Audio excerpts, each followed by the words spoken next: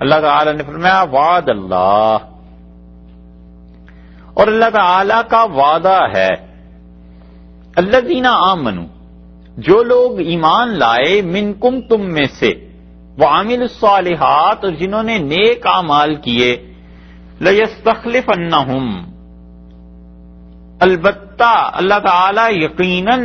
حاکم بنائے گا، خلافت دے گا، فی الارض زمین میں،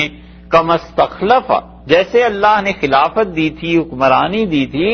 الذین، ان لوگوں کو، من قبلہم، جو ان سے پہلے تھے، ولا یمکنن، اور خدا یقیناً جما دے گا، لہم، ان کے لیے، دینہم، ان کا دین وہ جو الذی ارتضی لہم، جو ان کو جو پسند کر دیا تھا، ان کو جو پسندیدہ دین ہے، خدا اس کو جمائے گا، ولا یبدلنہم، اور یقیناً اللہ تعالیٰ دے گا، من بعد خوفہم، ان کے ڈر کے بدلے میں، امنا، امن دے گا، یعبدوننی، میری بندگی کریں گے، لا یشرکون بی شیئا، اور میرے ساتھ کسی کو شریک نہیں ٹھہرائیں گے، ومن کفر بعد ذالک، اور جو کوئی ناشکری کرے گا اس کے بعد جو ہم نے ان پہ انعام کیا ہے، فاولئک ھم الفاسقون، سو ایسے لوگ نافرمان ہیں، فاسق ہیں۔ یہ وہ آیت ہے سورہ نور کی جس کو آیت استخلاف کہا گیا ہے، اور آیت استخلاف کا مطلب یہ ہے کہ جس میں اللہ تعالی نے خلافت کے متعلق بات ارشاد فرمائی، اور اس میں جہاں تک اس کا تعلق ہے ترجمے کا،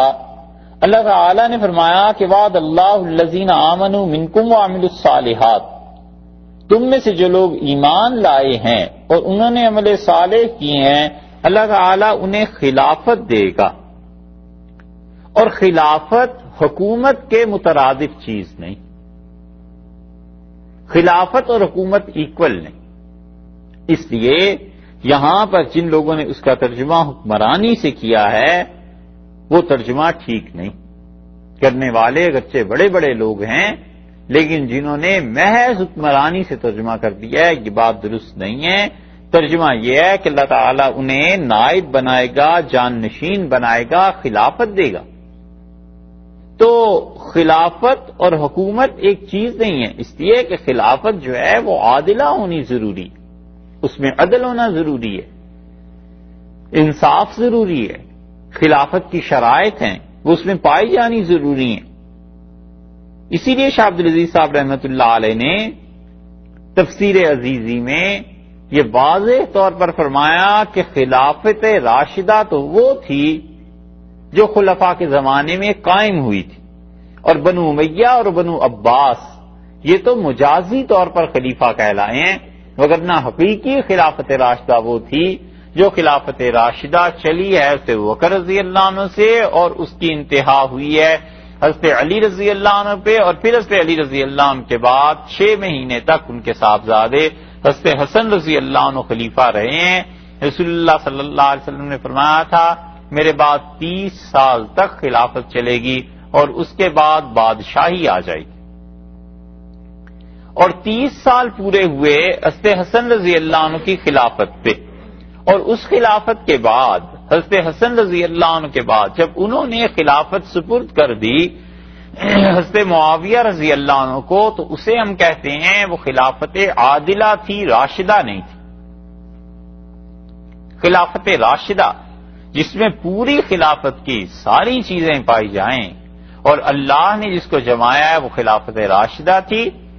اور اس کے بعد ایسی خلافت قائم ہوئی جس میں اوصاف تھے، خوبیاں تھیں، وہ خلافت عادلہ تھی، عدل تھا، انصاف تھا، لیکن وہ خلافت راشدہ سے کم درجے کی چیز تھی۔ اور خلافت راشدہ جب ختم ہوئی ہے، اور خلافت عادلہ، اور خلافت عادلہ کے بعد پھر خلفاء جو تھے وہ مجازی طور پر ان کا نام خلیفہ ہوا ہے، حقیقت میں خلافت پھر نہیں تھی۔ تو خلافت راشدہ شروع ہوئی حضرت بکر رضی اللہ عنہ سے، 2.5 سال ان کے ہوئے، 10 سال حضرت عمر رضی اللہ عنہ کے ہوئے، 12.5، اور 12 سال حضرت عمر رضی اللہ عنہ کے ہوئے. پہلی خلافت 2.5 سال کی ہوئی، دوسری خلافت 10 سال کی ہوئی، تیسری خلافت کے 12 سال ہوئے. تو یہ کتنے بنے؟ 24.5. اور پھر حضرت علی رضی اللہ عنہ کی خلافت آئی ہے، 4.5 برس کی وہ ہوئی، 29 ہو گئے. 6 مہینے ان 4 خلافتوں میں اور بھی آتے ہیں، یعنی اگر ایک ایک خلافت میں بھی 1-2 مہینے کا اضافہ کیا جائے تو یہ ہیں. اور 6 مہینے خلافت رہی حضرت حسن رضی اللہ عنہ کی. یہ 30 سال ہیں جو پورے بنے. اور رسول اللہ صلی اللہ علیہ وسلم نے اس کے متعلق فرمایا تھا کہ یہ خلافت راشدہ. اس خلافت راشدہ کے بعد دوسری خلافت آئی، خلافت عادلہ، اور وہ حضرت معاویہ رضی اللہ عنہ کی خلافت تھی. 20 برس حضرت معاویہ رضی اللہ عنہ خلیفہ رہے ہیں، سب سے طویل دور ان کا. اور اتنا ادب، اتنا احترام تھا خلافت کا حضرت معاویہ رضی اللہ عنہ کے ہاں بھی کہ انہوں نے حضرت علی رضی اللہ عنہ کی زندگی میں اپنے لیے امیر المومنین کا لفظ نہیں استعمال کیا،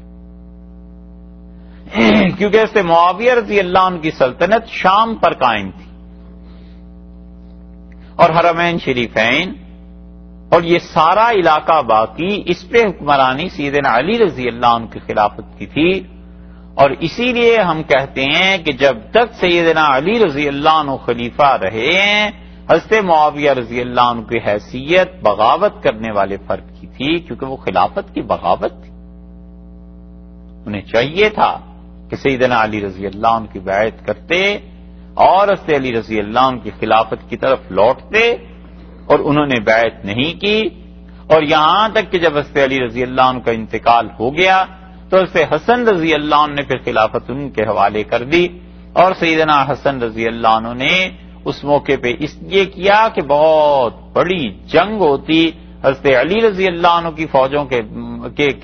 اور حضرت معاویہ رضی اللہ عنہ کی فوجوں کے درمیان، اور ہزاروں مسلمان مارے جاتے. اور حضرت حسن رضی اللہ عنہ نے کہا خدا کی قسم اربوں کی کھوپڑیاں میرے دونوں ہاتھوں میں تھی.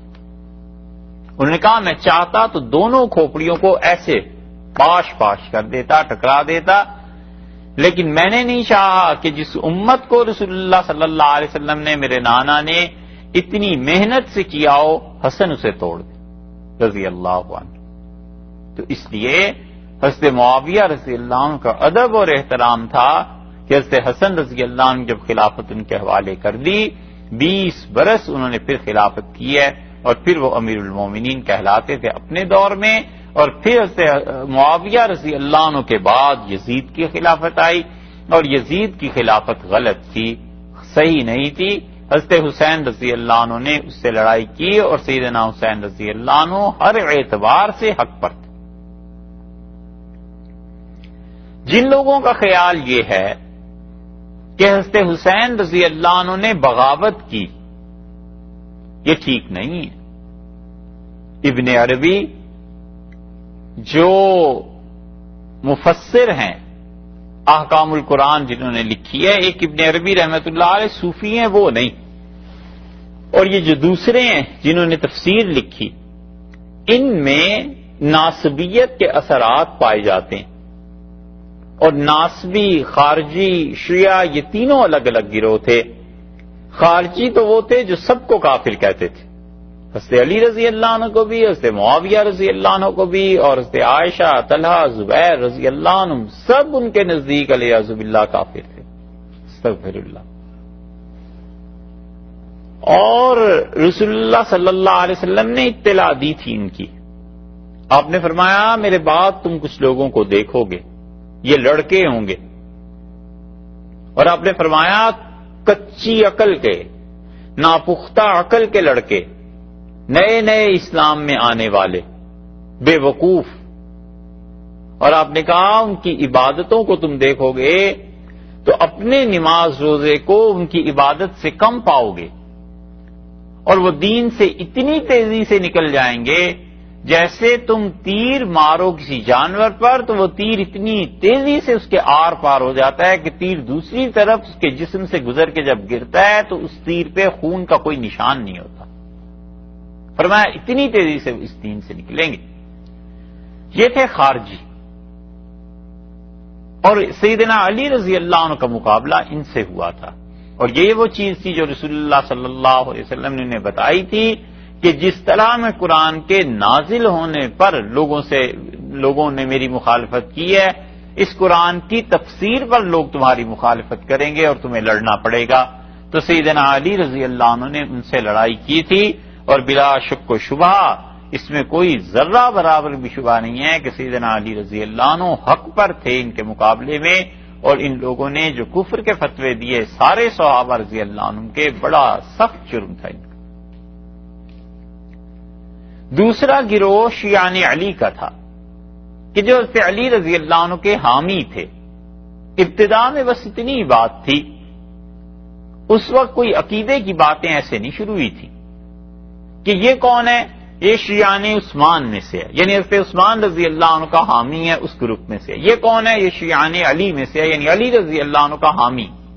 اتنی بات تھی. بڑے بڑے لوگ دونوں طرف تھے. کچھ کا خیال یہ تھا کہ حضرت عثمان رضی اللہ عنہ کے خون کا بدلہ پہلے لیا جائے اور اس کے بعد خلافت منعقد ہو. اور حضرت علی رضی اللہ عنہ کا موقف یہ تھا، اور بدری صحابہ رضی اللہ عنہ اور شورا کا اور بڑے بڑے لوگوں کا، وہ کہتے تھے خلافت کو پہلے قائم ہونے دو، حکومت اسٹیبلش ہو، اس کے بعد کسی کو جا کر پکڑیں اور اس پہ حد جاری کریں. حکومت ہی اگر نہیں قائم ہوگی، خلافت نہیں ہوگی تو پھر ہوگا کیا؟ دونوں طرف جو لوگ گئے، کچھ تھے حضرت عثمان رضی اللہ عنہ کے حامی، انہیں لوگوں نے کہا یہ شیعان علی ہیں، اور حضرت علی رضی اللہ عنہ کی طرف جو گئے ان کا نام پڑ گیا کہ حضرت عثمان رضی اللہ عنہ کے لیے جو گئے وہ شیعان عثمان ہیں، اور جو حضرت علی رضی اللہ عنہ کی طرف آئے انہوں نے کہا یہ شیعان علی ہیں. ابتدائی طور پر یہ سیاسی باتیں تھیں، اور سیدنا علی رضی اللہ عنہ کے دور سے پہلے حضرت علی رضی اللہ عنہ کے نام پر کچھ لوگوں نے گمراہی اختیار کی. اور جب حضرت علی رضی اللہ عنہ کا دور آیا اور سیاسی بساط یہ بچھی اور سیاسی طور پر دو پارٹیز بن گئیں،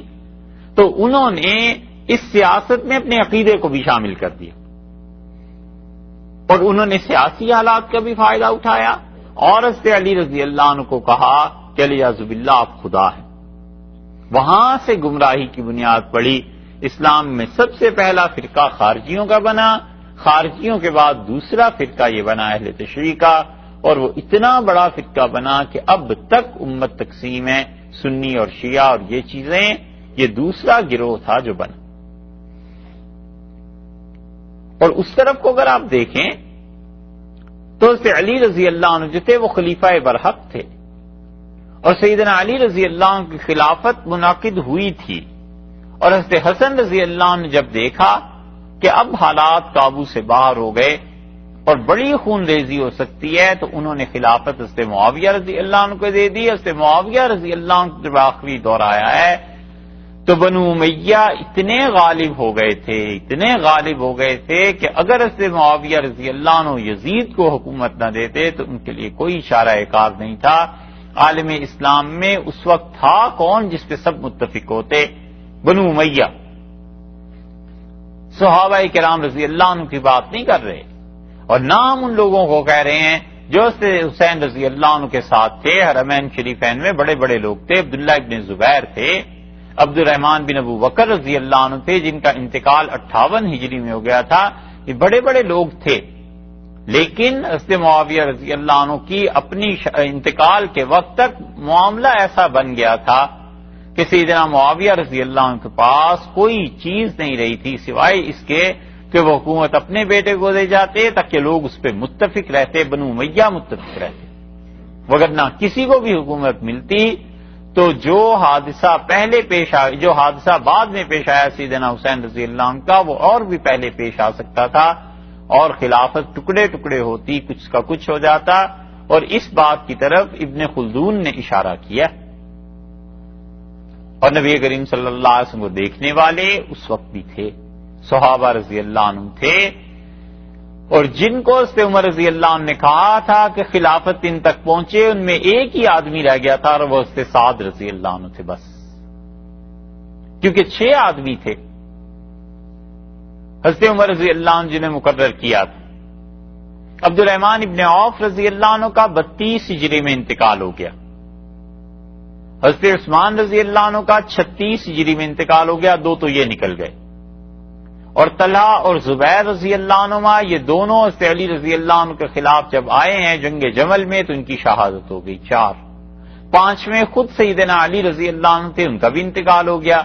6 لے دے کے حضرت سعد رضی اللہ عنہ بس ایک رہ گئے تھے، اور سعد رضی اللہ عنہ نے صاف انکار کر دیا تھا خلافت سے۔ وہ تو اس وقت سے انکار کر رہے تھے جب حضرت علی رضی اللہ عنہ کی بیعت ہوئی ہے، اور جب یہ جنگیں شروع ہوئی ہیں تو حضرت سعد رضی اللہ عنہ سے کسی نے کہا کہ آپ نہیں جاتے، تو انہوں نے کہا مجھے میرے پاس تلوار نہیں۔ کسی نے کہا سعد آپ کو تلوار لا دیں، انہوں نے کہا ہاں تلوار لے آنا، اور ایسی تلوار لانا جو میں چاہتا ہوں، اور میں ایسی تلوار چاہتا ہوں جس کی ایک زبان ہو اور 2 آنکھیں ہوں، اور جب میں کسی کو قتل کرنے لگوں اس سے تو وہ دیکھے اس کو اور اس کی زبان ہو تو اس سے بولے اور مجھے بتائے کہ یہ مسلمان ہے اسے نہ قتل کر، اور یہ کافر ہے اسے قتل کر دے۔ حضرت سعد رضی اللہ عنہ اتنا بچایا انہوں نے اپنے آپ کو، اسی لیے مسلم کی روایت میں آتا ہے کہ حضرت سعد رضی اللہ عنہ بیٹھے ہوئے تھے اور گھوڑے کا غبار اٹھا، کوئی گھوڑ سوار آیا اور تیزی سے گھوڑا بھاگ رہا تھا، دوڑ رہا تھا، تو حضرت سعد رضی اللہ عنہ نے کہا اللہ اس گرد میں جو سوار آ رہا ہے اس کی شر سے میں تیری پناہ مانگتا ہوں۔ کچھ پتا نہیں تھا کہ کون آ رہا ہے، لیکن حضرت سعد رضی اللہ عنہ کو گویا الہام اللہ کی طرف سے کیا گیا ہوگا۔ انہوں نے کہا پروردگار یہ جو آ رہا ہے نا اس کے شر سے تیری پناہ مانگتا ہوں، اور جب گرد و غبار ہٹا تو حضرت سعد رضی اللہ عنہ کا اپنا ہی بیٹا تھا،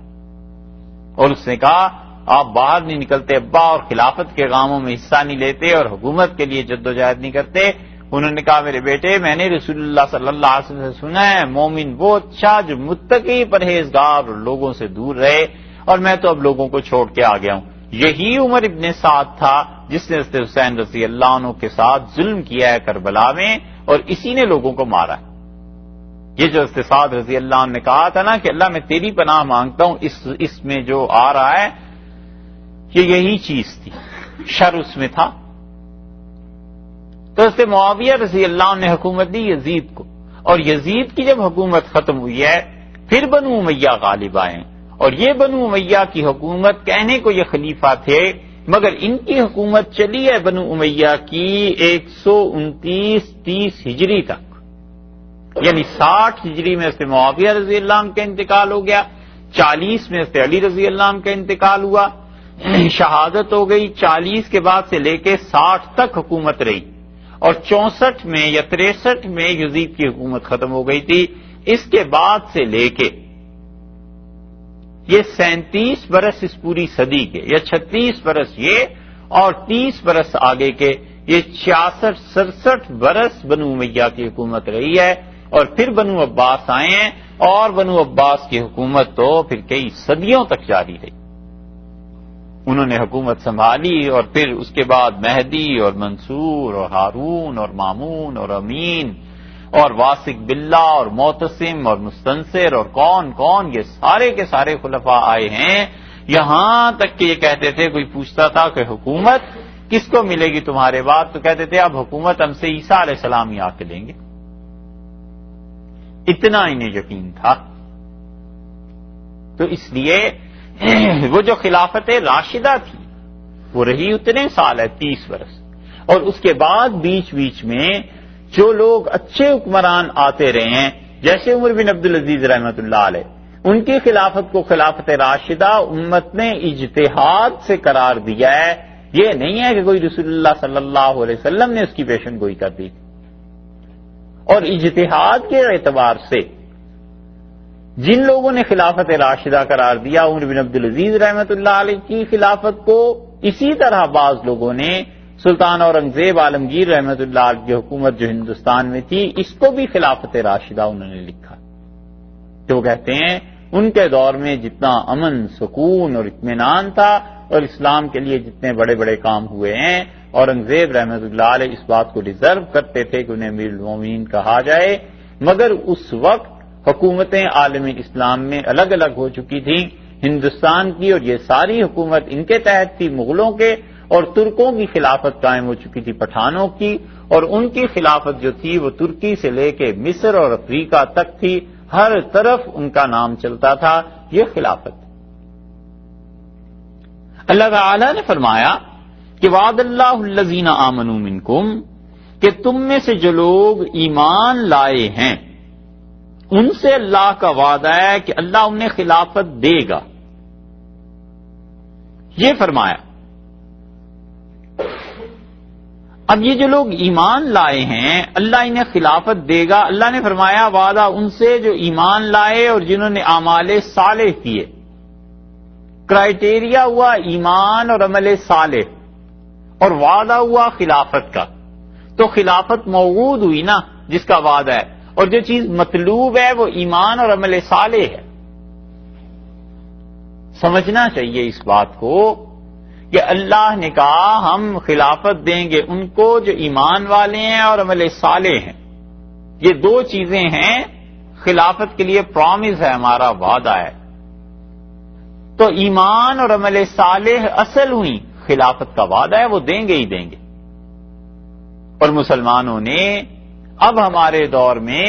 ایمان اور عمل صالح کو چھوڑ دیا اور جس چیز کا وعدہ ہے اس کے پیچھے بھاگے جا رہے ہیں کہ خلافت زندہ ہو جائے۔ عمل صالح کہاں گیا اور ایمان کہاں گیا؟ جو مطلوب ہے اللہ کے ہاں کہ تم اپنی حالت بھی ٹھیک کرو، ایمان لاؤ، عمل صالح کرو، اچھے بنو، اور جب تم اچھے بنو گے ہم خلافت دے دیں گے۔ ہم کہتے ہیں نہیں پہلے خلافت مل جائے پھر اچھے بنیں گے، وہ کہتے ہیں پہلے اچھے بنو۔ تو جس چیز کا وعدہ ہے اس کے پیچھے بھاگے جا رہے ہیں۔ ایسے ہی ہے جیسے کوئی کہہ دے کہ بھئی بیٹے اگر آپ اتنے مارکس لے آئیں تو میں آپ کو یہ گاڑی خرید دوں گا۔ اب بچہ روز جا کے اس گاڑی کو دیکھتا ہے اور کہتا ہے کسی طرح گاڑی مل جائے، قیمتیں اس کی پوچھ رہا ہے، کبھی اس کے شیشے دیکھ رہا ہے، کبھی کلر پسند کر رہا ہے، دوستوں سے گپیں لگا رہا ہے، اور پڑھائی اور رزلٹ وہ صفر۔ تو کوئی پوچھے کہ جس چیز پہ وعدہ تھا تمہارے باپ کا وہ تو کام نہیں کیا اور انعام کے پیچھے بھاگے چلے جا رہے ہو، تو انعام کہاں سے ملے گا؟ اس لیے جو بھی آدمی تاریخ لکھے گا آئندہ صدیوں میں، وہ لکھے گا کہ مسلمانوں کو اتنا بڑا دھوکہ ہو گیا تھا، اور ان میں چند ایک لوگ مستثنا کر کے، ایکسیپشن ان کی، باقی عمومی طور پر لوگ اس طرف چل پڑے تھے کہ خلافت قائم ہو، اس کے نعرے لگیں، سب کچھ ہو، اور حالت ان خلفاء کی اور خلافت قائم کرنے والوں کی یہ کہ وہ کبیرہ گناہوں میں لوگوں کے سامنے مبتلا ہوتے تھے، نماز نہیں پڑھتے تھے، اور سارے دین کو انہوں نے خلافت کے گرد گھما دیا کہ دین ہو نہ ہو ہماری زندگی میں خلافت ملنی چاہیے۔ یہ حقائق ہیں تلخ، لیکن حقائق یہی ہیں کہ نماز گول اور روزے آ گئے تو ان کی چھٹی، حج فرض ہے اس کے لیے نہیں جانا، اور سود اس کو نہیں ترک کرنا، اور زندگی میں سنت کا اتباع وہ کوئی نہیں، اور جدوجہد چل رہی ہے خلافت کی۔ اور جو کافر اقوام کے مقابلے میں تیاری کرنے کا اللہ نے حکم دیا تھا کہ اعدوا لهم ما استطعتم من قوة، قوت کو حاصل کرو، علم کو حاصل کرو، یہ کچھ نہیں، اور خلافت چاہیے۔ تو اللہ کا جن اعمال اور ایمان پر وعدہ تھا کہ ہم دیں گے، جب وہی نہیں ہے تو خدا اپنا وعدہ کیوں پورا کرے؟ اس لیے اللہ نے فرمایا ہے کہ وعد اللہ الذین آمنوا منکم وعملوا الصالحات، تم میں سے جو لوگ ایمان لائے اور جنہوں نے عمل صالح کیے ہم انہیں خلافت دیں گے زمین پہ، ایسے ہی جیسے ان سے پہلے لوگوں کو خلافت دے چکے ہیں، جب تک لوگ اپنے آپ کو ایمان، عمل صالح اور اخلاق کا پابند نہیں کریں گے تب تک خلافت بھول جانی چاہیے کہ دنیا میں کہیں قائم ہوگی۔ سیدھی سی بات، چاہے کسی کو پسند آئے یا نہ آئے، بات اتنی ہی سی ہے۔ کیونکہ دنیا میں جتنے بھی انقلاب آئے ہیں اگر ہم ان کی تاریخ اٹھا کر دیکھیں تو انقلاب کی بنیاد، پہلا پتھر جو بنتا ہے وہ اخلاقیات ہیں، اور وہ ہیں نہیں۔ برطانیہ میں انقلاب آیا ایک زمانے میں، فرانس کا انقلاب تو خیر دنیا کی مشہور چیز ہے، یہاں اس ملک میں امریکہ میں لڑائیاں ہوتی رہیں، انقلاب جب ان کا اپنا ریولیوشن اور ان کی اپنی تہذیب کا غلبہ آیا ہے، سب کے سب لوگ بنیادی طور پر ایسے تھے جو اس کے داعی تھے، بانی تھے کسی بھی ملک میں، وہ لوگ جھوٹ نہیں بولتے تھے، وہ لوگ جو وعدہ کرتے تھے پورا کرتے تھے۔ میٹنگ اگر فرض کر لیجئے کہیں 8 بجے ہونی ہے تو اس میٹنگ میں پہنچتے تھے، یہ تو نہیں کرتے تھے کہ وعدہ کر لیا اور غائب ہو گئے، یہ تو نہیں کرتے تھے کہ وہ کہتا تھا کہ تم نے اتنا کام کرنا ہے اور وہ کام نہیں کرتا تھا اور جھوٹ بول جاتا تھا اور دھوکہ دے جاتا تھا۔ جس زمانے میں زار نے پکڑنا شروع کیا ان کو، کمیونسٹوں کو،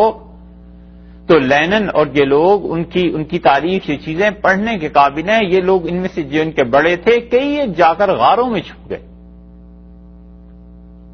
اور طے یہ ہوا تھا کہ فلاں وقت میں فلاں غار پہ اس طرح لوگ آیا کریں گے، جہاں سے اندر ہی اندر سائیکلوسٹائل مشین تھی اور وہ چیزیں چھاپ کے وہ انہیں دے دیتے تھے، اور یہ جا کر اس میں مارکیٹ سے کوئی چیز لے لی، سبزی لے لی، گوشت لے لیا، کوئی چیز لے لی اور اس میں لپیٹ کر دوسرے کے گھر دے آتے تھے۔ وہ بھی سمجھتا تھا کہ اس اخبار کو پڑھنا ہے، یہ گوشت سبزی تو ایسے ہی نام ہے، اصل چیز اس میں یہ اخبار کو پڑھنا ہے۔ لینن کے جب روس قائم تھا تو ہر سفارت خانے میں دنیا کے ہر ملک میں لینن کی سٹوری ملتی تھی، وہ 24-25 جلدوں میں ہے اس انقلاب اور ان کی تعلیمات ساری کی ساری۔ وہ پڑھے آدمی تو پتا چلتا ہے دنیا میں انقلاب آتے کیسے ہیں۔ انقلاب میں بنیادی طور پر لوگ جس چیز پر متفق ہوتے ہیں وہ اس کے لیے قربانی تو دیتے ہیں نا، سچ تو بولتے ہیں۔ اور یہ جتنے خلافت کے داعی اب پھر رہے ہیں، اللہ ماشاء اللہ چند ایک افراد کو چھوڑ کے باقی ان کے کارکنوں کی، ان کی جماعت کی، ان کے ورکرز کی تربیت ہی نہیں ہے کہ سچ بھی کسی چیز کا نام ہے، جھوٹ بھی کسی چیز کا نام ہے، پیسے پہ نہیں بکا کرتے، کیا کرنا ہے کیا نہیں کرنا، اخلاقی اعتبار سے مسلمان صفر پہ، اور چلے ہیں اللہ کا دین نافذ کرنے اور خلافت۔ سبحان اللہ، الیاذ باللہ، الیاذ باللہ،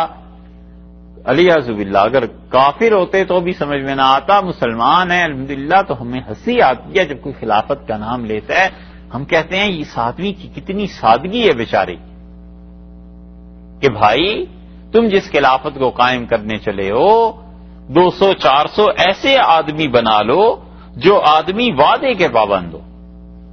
جو آدمی کہیں کہ ہم اپنی انکم، اپنے مال کا 10% خلافت کے لیے خرچ کریں گے اور فاقہ پڑ جائے تو بھی 10% وہ دیں، جنہوں نے یہ طے کر لیا ہو کہ اللہ کا دین ہم پہ بھی نافذ ہوگا، اگر غلط ہیں ہم تو ہم اس کا پاس رکھیں گے، اللہ کے دین کا غلبہ ہماری زندگی میں بھی آئے گا۔ جنہوں نے اپنی ذاتی حالت کو ہی ٹھیک کر لیا ہو، ایسے ہیں ہی نہیں، اور نام ہے خلافت کا۔ اللہ نے فرمایا ہمارا وعدہ ہے ان کے ساتھ جو ایمان لائے ہیں اور جنہوں نے نیک عمل کیے، لَيَسْتَخْلِفَنَّهُمْ فِي الْأَرْضِ، ہم زمین میں انہیں خلافت دیں گے۔ تو جو وعدہ ہے وہ تو ہو کر رہے گا بھائی پورا، پہلے اس کے اہل بھی تو ہو جاؤ۔ ایسے ہی ہے جیسے وہ انعام کی مثال، بچے کو کوئی لڑکی پسند آ جائے اور باپ سے کہے کہ اس سے میرا رشتہ کر دو، باپ کہتا ہے کر دوں گا رشتہ، پہلے تو بھی تو جوان ہو لے، تیرا بھی تو کوئی روزگار لگے۔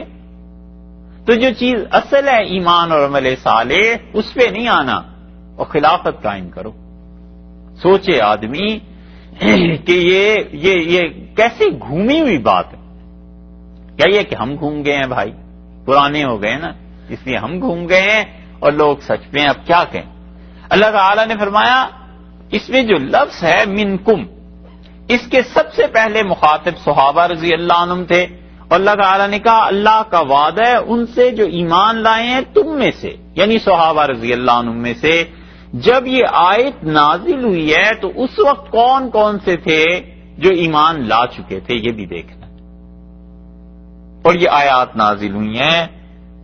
غزوہ خندق کے قریب، اور خندق یقیناً حدیبیہ سے پہلے ہوا ہے، حدیبیہ بعد میں ہے 6 ہجری میں، اور اس وقت تک مہاجرین صحابہ رضی اللہ عنہم ایمان لائے تھے، انصار ایمان لائے تھے۔ یہ جتنوں کو ہم کہتے ہیں، ہمارا یہ دعویٰ ہے کہ یہ آیت خلافت راشدہ کے متعلق ہے، 4 خلفائے راشدین ایمان لا چکے تھے، حضرت بکر، عمر، عثمان اور علی رضی اللہ عنہ اس سے کہیں پہلے مومن تھے، سارے مہاجر تھے، مکہ مکرمہ میں ایمان لا چکے تھے. حضرت حسن رضی اللہ عنہ تو بچے تھے، اور حضرت معاویہ رضی اللہ عنہ اس وقت تک ایمان نہیں لائے تھے. اس لیے جساس رازی رحمۃ اللہ نے لکھا ہے کہ اس آیت میں حضرت معاویہ رضی اللہ عنہ مراد نہیں ہے، کیونکہ اس وقت تک تو ایمان ہی نہیں انہوں نے قبول کیا تھا. تو اللہ تعالیٰ نے وعدہ کیا ہے ان سے جن کے متعلق اللہ نے کہا تم ایمان لاؤ، اور وعد اللہ الذین آمنوا منکم، جو تم میں سے ایمان لا چکے ہیں ان سے، وعملوا الصالحات، اور جنہوں نے نیک عمل کیے. یہ نہیں فرمایا تم ایمان لاؤ، بلکہ فرمایا جو لا چکے ہیں، ایمان قبول کیا ہے جنہوں نے، ان لوگوں سے خدا کا وعدہ ہے. اور اللہ تعالیٰ انہیں اس مملکت میں یعنی دین کو جمائے گا. ایمان لائے ہیں اور عمل صالح کیے ہیں جنہوں نے، ان کو خدا تعالیٰ اس دنیا میں خلافت عنایت فرمائے گا. تو اس سے معاویہ رضی اللہ عنہ تو اس میں نکل گئے. اہل تشریح یہ کہتے ہیں کہ یہ آیت جو ہے وہ خلافت راشدہ کے متعلق نہیں ہے، اور یہ حضرت مہدی کی خلافت ہے. جب آخری زمانے میں وہ غار سے آئیں گے تو پھر یہ خلافت قائم ہوگی. اور بہت سے دلائل ایسے ہیں جن کی بنیاد پر ہم کہتے ہیں کہ یہاں پر خلافت سے مراد خلافت راشدہ ہی ہے، اور ہم کہتے ہیں سیدنا علی رضی اللہ عنہ اس میں داخل ہیں. شیعہ میں قاضی نور اللہ شوستری ہیں جن کو جہانگیر بادشاہ نے قتل کروایا تھا. اس نے سر اٹھا لیا تھا زیادہ، تو جہانگیر نے اس کا علاج کیا. احقاق الحق اس نے کتاب لکھی ہے، اور اس کے زمانے میں ایک علامہ تھے ابن روز بہائی. ابن روز بہائی کے رد میں اس نے اس کا جواب دیا ہے. اس نے حضرت علی رضی اللہ عنہ کے متعلق اور خلافت کے متعلق جو اعتراضات کیے تھے، تو اس نے نور اللہ شوستری نے، جو ان کے ہاں شہید مانا جاتا ہے، اس نے کہا کہ سیدنا علی رضی اللہ عنہ کو خلافت پہنچی ہی نہیں، بس صرف نام ہی پہنچا ہے، خلافت کا باقی حقیقی خلافت انہیں نہیں ملی. اس نے اعتراض یہ کیا کہ تم پہلے تینوں خلفاء کو کہتے ہو کہ انہوں نے فلاں فلاں چیز کو حرام کیا. حضرت عمر رضی اللہ عنہ کو کہتے ہو کہ انہوں نے متع کو حرام کیا. حضرت بکر رضی اللہ عنہ کے متعلق کہتے ہو کہ انہوں نے خلافت کو چھین لیا، اور حضرت فاطمہ رضی اللہ عنہ کی میراث نہیں دی جو رسول اللہ صلی اللہ علیہ وسلم سے صاحبزادی صاحبہ کو پہنچتی تھی رضی اللہ عنہ. اور عثمان رضی اللہ عنہ نے دوسری اذان کا اضافہ کر دیا. جمعے میں ایک ہی اذان ہوتی تھی، یہ عثمان رضی اللہ عنہ دوسری اذان بڑھا دی. تو میں تم سے پوچھتا ہوں کہ حضرت علی رضی اللہ عنہ جب خلافت ملی تھی تو انہوں نے وہ فدق کا جو باغ تھا جو بکر اور عمر رضی اللہ عنہ نے چھین لیا تھا، آخر وہ پھر کیوں نہیں حضرت حسن اور حضرت حسین رضی اللہ عنہ میں تقسیم کر دیا کہ یہ تمہاری والدہ صاحبہ کی وراثت ہے جو تمہارے نانا صلی اللہ علیہ وسلم سے آئی ہے؟ حضرت علی رضی اللہ عنہ کو کس نے روکا تھا؟ اور حضرت علی رضی اللہ عنہ کیوں دو اذانیں دلواتے رہے، ایک اذان نہیں دلوائی؟ اور عمر رضی اللہ عنہ نے متع سے منع کیا تھا، حضرت علی رضی اللہ عنہ اپنے زمانے میں اسے عام کر سکتے تھے، کیوں سیدنا علی رضی اللہ عنہ نے ایسے نہیں کیا؟ یہ جب جواب دینے پڑے تو پھر اس کے پاس بھاگنے کا کوئی راستہ نہیں رہا. قاضی نور اللہ شوستری کے پاس اس نے کہا حضرت علی رضی اللہ عنہ تو خلافت بس ایسے ہی ملی تھی، بس نام ہی ہوا تھا ان کی خلافت کا، حقیقت میں خلافت ان کے پاس نہیں پہنچی. اور اسی طرح باقی اہل تشیع جو ہیں وہ کہتے ہیں سیدنا علی رضی اللہ عنہ نے اپنے دور میں تقیہ کر لیا تھا. تقیہ کر لیا تھا یعنی حق کو دیکھ کے ڈر کی وجہ سے حق کو چھپا گئے تھے، انہیں ڈر لگ گیا تھا. ایسی باتیں نہیں ہیں. سیدنا علی رضی اللہ عنہ ایک طرف تو ان کی شجاعت اور بہادری اور اس کی داستانیں اور بہت سے قصے جھوٹے بھی اس میں ملا دیتے ہیں، وہ اتنے بہادر آدمی، اور دوسری طرف وہ ڈر گئے باقی لوگوں سے. یہ کیسے ممکن؟ اس لیے ہم کہتے ہیں یہ خلافت راشدہ کے بارے میں آیت نازل ہوئی، اور یقیناً سیدنا علی رضی اللہ عنہ اس میں شامل تھے، اور خلافت راشدہ کا جو ان سے وعدہ کیا تھا اللہ تعالی نے اپنے اس وعدے کو پورا کیا ان سب سے. اور صحابہ کرام رضی اللہ عنہ نے جو بیعت کی تھی حضرت بکر رضی اللہ عنہ کی اور باقی تینوں خلفاء رضی اللہ عنہم کی بھی، وہ بیعت جو ہے وہ کوئی جبر سے نہیں تھی، اپنی مرضی سے کی تھی. کسی نے جبر نہیں کیا، اور اگر وہ نہ کرتے بیعت تو کوئی انہیں روک نہیں سکتا تھا۔ وہ ساری بیعت جو تھی وہ ان کی اپنی خوشی کی بیعت تھی، اس لیے ہم کہتے ہیں جو خلافت منعقد ہوئی ہے وہاں کے سارے مسلمانوں کے اجماع سے، مسلمانوں کے ہاں کرنے سے منعقد ہوئی ہے۔ ایسے نہیں ہو گیا کہ کسی نے بھی ان پر جبر کیا ہو۔ حضرت بکر رضی اللہ عنہ کے زمانے میں بھی ایسی چیز تھی، مسلمانوں نے بیعت کی تھی، حضرت عثمان اور حضرت علی اور حضرت عمر رضی اللہ عنہ سب کی بیعت کی گئی، اور حضرت علی رضی اللہ عنہ کی بیعت اس وجہ سے بھی بہت بڑی چیز تھی کہ اس میں بدری صحابہ رضی اللہ عنہ نے جو بھی باقی رہ گئے تھے اس وقت دنیا میں، سب نے حضرت علی رضی اللہ عنہ کی بیعت کی۔ اس لیے جہاں تک خلافت کا تعلق ہے، یہ آیت جو نازل ہوئی تو صحابہ کرام رضی اللہ عنہ نے مکہ مکرمہ میں بڑی سخت زندگی گزاری۔ جب مدینہ منورہ میں پہنچے تو انہوں نے عرض کیا کہ اللہ کے رسول کوئی وہ دن بھی آئے گا جب ہم اسلحہ گزار کر بیٹھیں گے، کوئی ایسا دور بھی آئے گا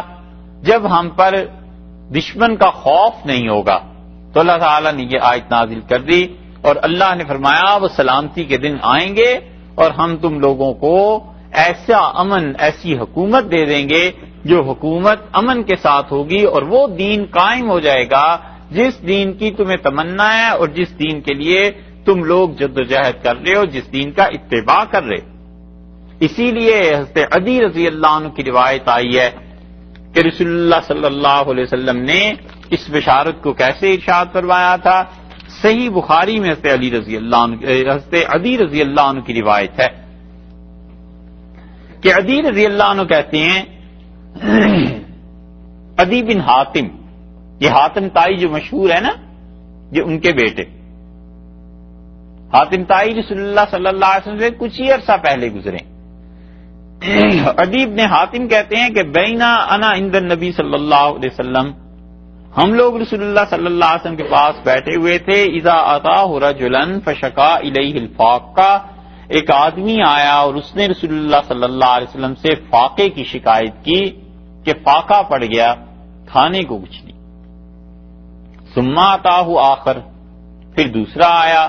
فشکا الیہ قطع السبیل، اور اس نے رسول اللہ صلی اللہ علیہ وسلم سے شکایت کی کہ راستے میں ڈاکو زیادہ ہیں، ڈاکوؤں کی شکایت کی۔ فقال یا عدی، تو رسول اللہ صلی اللہ علیہ وسلم فرمایا، عدی هل رأیت الہیرا، ہیرا دیکھا ہے؟ ہیرا ایک جگہ کا نام ہے، یہ جو نجف ہے نا اس کا یہ پرانا نام ہے، جہاں سیدنا علی رضی اللہ عنہ کی تدفین ہوئی تھی۔ اس نجف کا کوفہ سے کچھ میل کے فاصلے پہ، اب تو خیر وہ کوفہ میں ہی شامل ہو گیا ہے، اس زمانے میں تھا، اسے کہتے تھے ہیرا۔ قلت لم ارا، میں نے کہا اللہ کے رسول میں نے تو نہیں دیکھا۔ اور بعض حضرات جو ہے نا ہیرا ایک اور مانتے ہیں، نیشا پور بہت دور تھا، اس کے ایک محلے کا نام تھا۔ تو انہوں نے عرض کیا اس کو میں نے دیکھا نہیں لیکن مجھے اس کی خبر ملی ہے، انبئت عنہا، مجھے کسی نے بتایا ہے اس شہر کا۔ قال فإن طالت بک حیات، رسول اللہ صلی اللہ علیہ وسلم نے فرمایا، عدی اگر تمہاری زندگی اللہ نے لمبی کی تو تم دیکھو گے کہ وہاں سے ایک عورت چلے گی، اونٹ پر سوار ہوگی ہیرا سے یہاں تک کہ اس کعبۃ اللہ کا آ کر طواف کرے گی، بیت اللہ کا، لا تخاف احدا الا اللہ، اور اللہ کے علاوہ کوئی ایسا نہیں ہوگا جس کا خوف اس سے ہو، جس کا ڈر اس سے ہو۔ ایسی امن کی حکومت تم لوگوں کی قائم ہوگی۔ ایسی امن کی حکومت آئی کہ خلافت کے دور میں، عباسیوں کی خلافت میں، خراسان ایران کے جو حکمران تھے، گورنر جو تھا وہ کہتا تھا کہ یہاں سے قافلہ چلے مکہ مکرمہ کے لیے اور راستے میں ایک رسی گر جائے اور گم ہو جائے تو میں اپنی خلافت چھوڑ دوں، اپنی حکومت چھوڑ دوں۔ کہتا تھا ایک چیز گرا کر دیکھ لو اور وہ اگر تمہیں نہ ملے تو تم مجھے کہنا۔ لوگوں نے امتحاناً کوئی چیز گرا دی، پولیس نے اٹھا لی اور لوگوں کا پتہ کرتے کرتے آخر اس قبیلے تک، اس قافلے تک پہنچائی کہ تمہارے قافلے سے یہ سامان گر گیا تھا۔ اتنا امن، ایسے اطمینان کے ساتھ۔ تو رسول اللہ صلی اللہ علیہ وسلم وہ چلنے والی چلے گی ہیرا سے اور بیت اللہ کا آ کے طواف کرے گی اور اللہ کے علاوہ اسے کسی کا خوف نہیں ہوگا، تو میں نے اپنے جی میں کہا، اپنے دل میں کہا فَأَيْنَ دُعَارُ طَيٍّ، کہ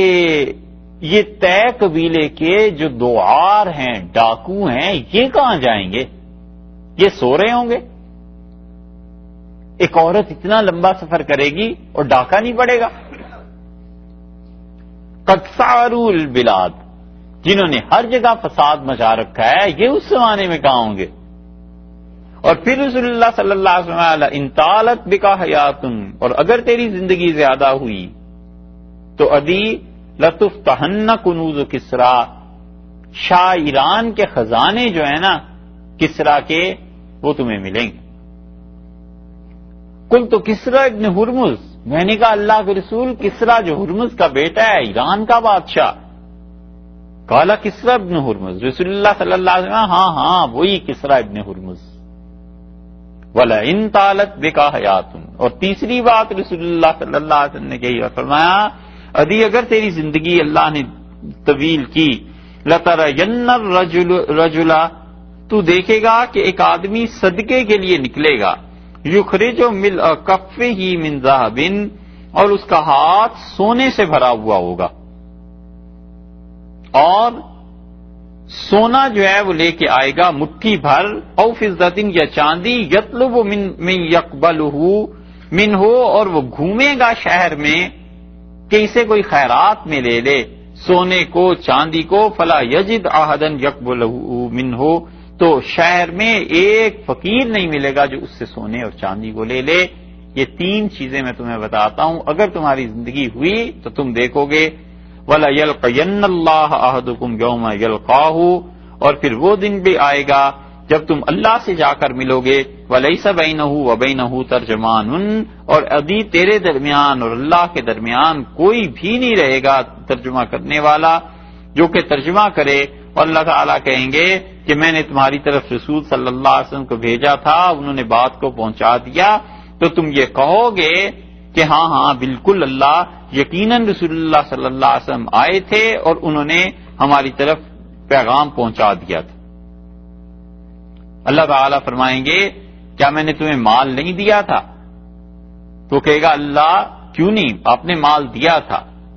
اور پھر اللہ تعالیٰ فرمائیں گے میں نے تجھے لوگوں سے برتری نہیں بخشی تھی، تو لوگوں میں اچھا نہیں ہو گیا تھا؟ تو کہے گا کیوں نہیں۔ اور پھر وہ دائیں طرف دیکھیں گے اور دائیں طرف سوائے جہنم کے کچھ نہیں ہوگا، اور بائیں طرف دیکھیں گے اور سوائے جہنم کے کچھ نہیں ہوگا۔ قال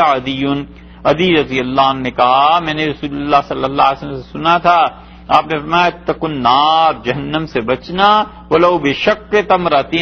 اگرچہ تم آدھی کھجور اللہ کے راستے میں دو، کھجور کا ایک ٹکڑا دے دو خدا کی راہ میں، صدقہ کرنا تاکہ تم جہنم سے بچو۔ ومن لم یجد شق تمرۃ، اور جس کو آدھا کھجور کا ٹکڑا بھی نہ ملے، فبکلمۃ طیبہ، کسی بھائی سے کسی آدمی سے اچھا جملہ کہہ دینا،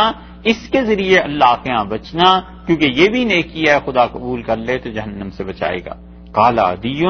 اور پھر عدی رضی اللہ عنہ کی روایت سنا کے کہا فرأیت الزعینہ، پھر میں نے اپنی زندگی میں اس عورت کو دیکھ لیا جو ہیرا سے آئی تھی، یہاں تک کہ اس نے بیت اللہ کا طواف کیا اور اللہ کے علاوہ وہ کسی سے نہیں ڈری۔ اور پھر عدی رضی اللہ عنہ نے کہا وَكُنْتُ فِي مَنِ افتتح كُنُوزَ کسرا، اور میں خود اس لشکر میں شامل تھا جنہوں نے کسرا ابن ہرمز کے خزانوں پہ قبضہ کیا لڑائی کے بعد۔ وَلَئِن طَالَتْ بِكُمْ حَيَاتٌ، اور اگر لوگوں اب تمہاری زندگی میرے شاگردوں باقی رہی، لَتَرَوُنَّ مَا قَالَ النَّبِيُّ صلی اللہ علیہ وسلم،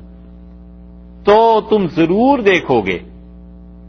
جو رسول اللہ صلی اللہ علیہ وسلم نے فرمایا تھا کہ تم لوگ مٹھی بھر سونا لے کر نکلو گے اور اس کو قبول کرنے والا یہاں پر کوئی نہیں ملے گا۔ عدی رضی اللہ عنہ نے یہ بات بتائی، یہ خلافت تھی کہ رسول اللہ صلی اللہ علیہ وسلم نے اس حال میں ان لوگوں کو خلافت کی خوشخبری سنائی تھی جب مسلمان اطمینان اور آرام سے مکہ مکرمہ میں بیٹھ نہیں سکتے تھے، مدینہ منورہ میں بیٹھ نہیں سکتے تھے، اور کہتے تھے اللہ کے رسول کیا ایسا دن بھی آئے گا جب ہم اسلحہ اتار کر بیٹھیں اور امن کے ساتھ 4 دن زندگی کے بسر کریں. اس لیے جن مفسرین نے یہ لکھا ہے نا اس پہ کہ اس کا تعلق آیت کا خلافت راشدہ سے نہیں ہے، ان لوگوں نے صحیح چیز نہیں لکھی.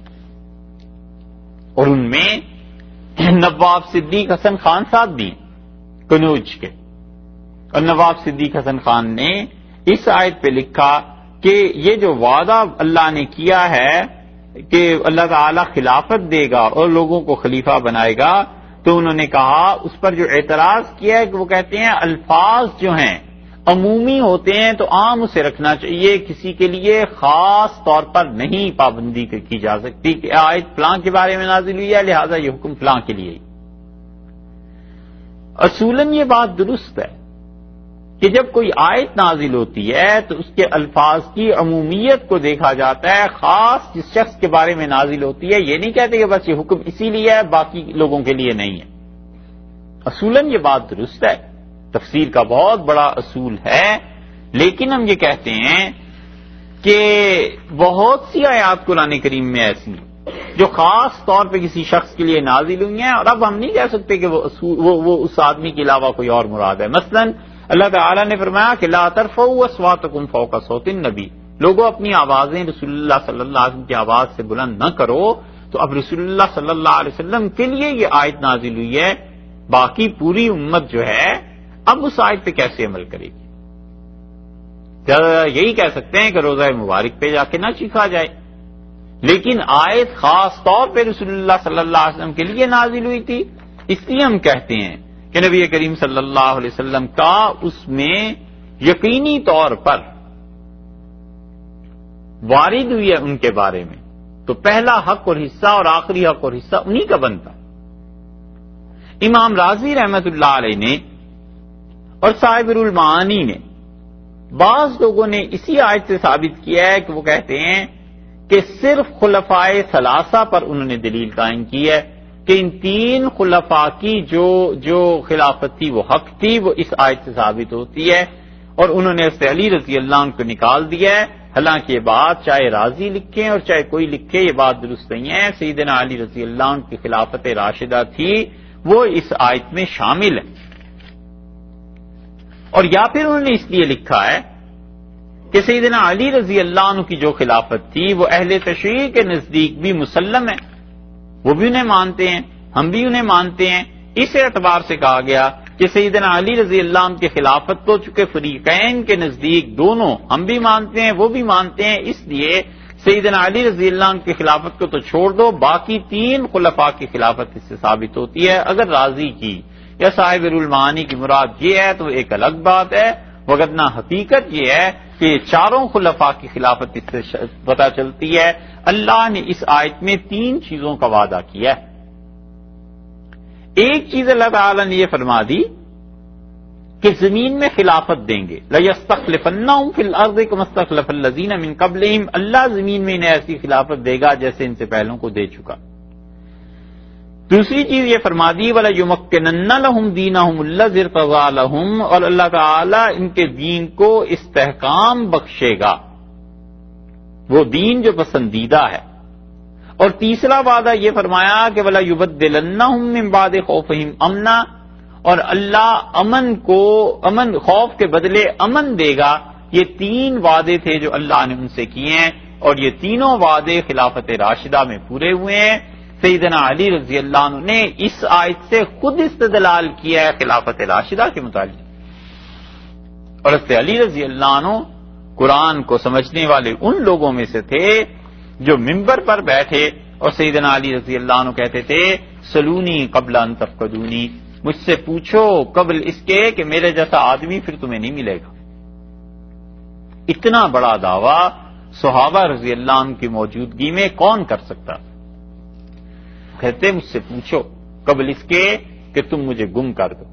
اور اللہ کی قسم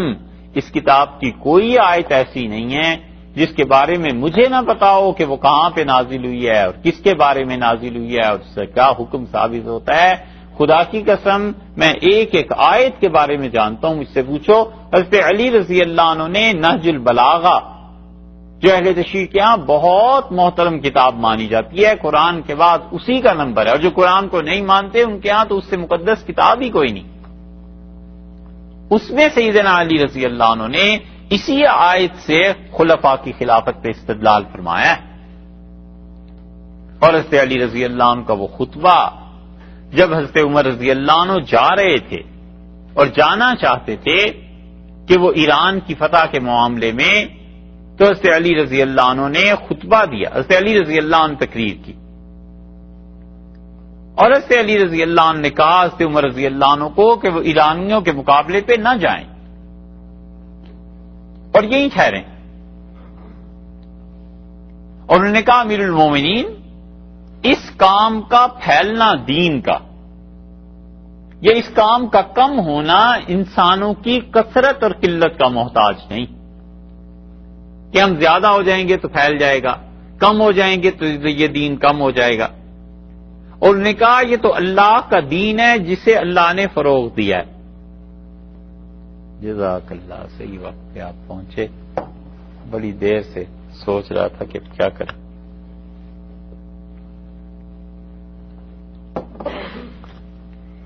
حضرت علی رضی اللہ عنہ نے اسی آیت سے استدلال فرمایا ہے،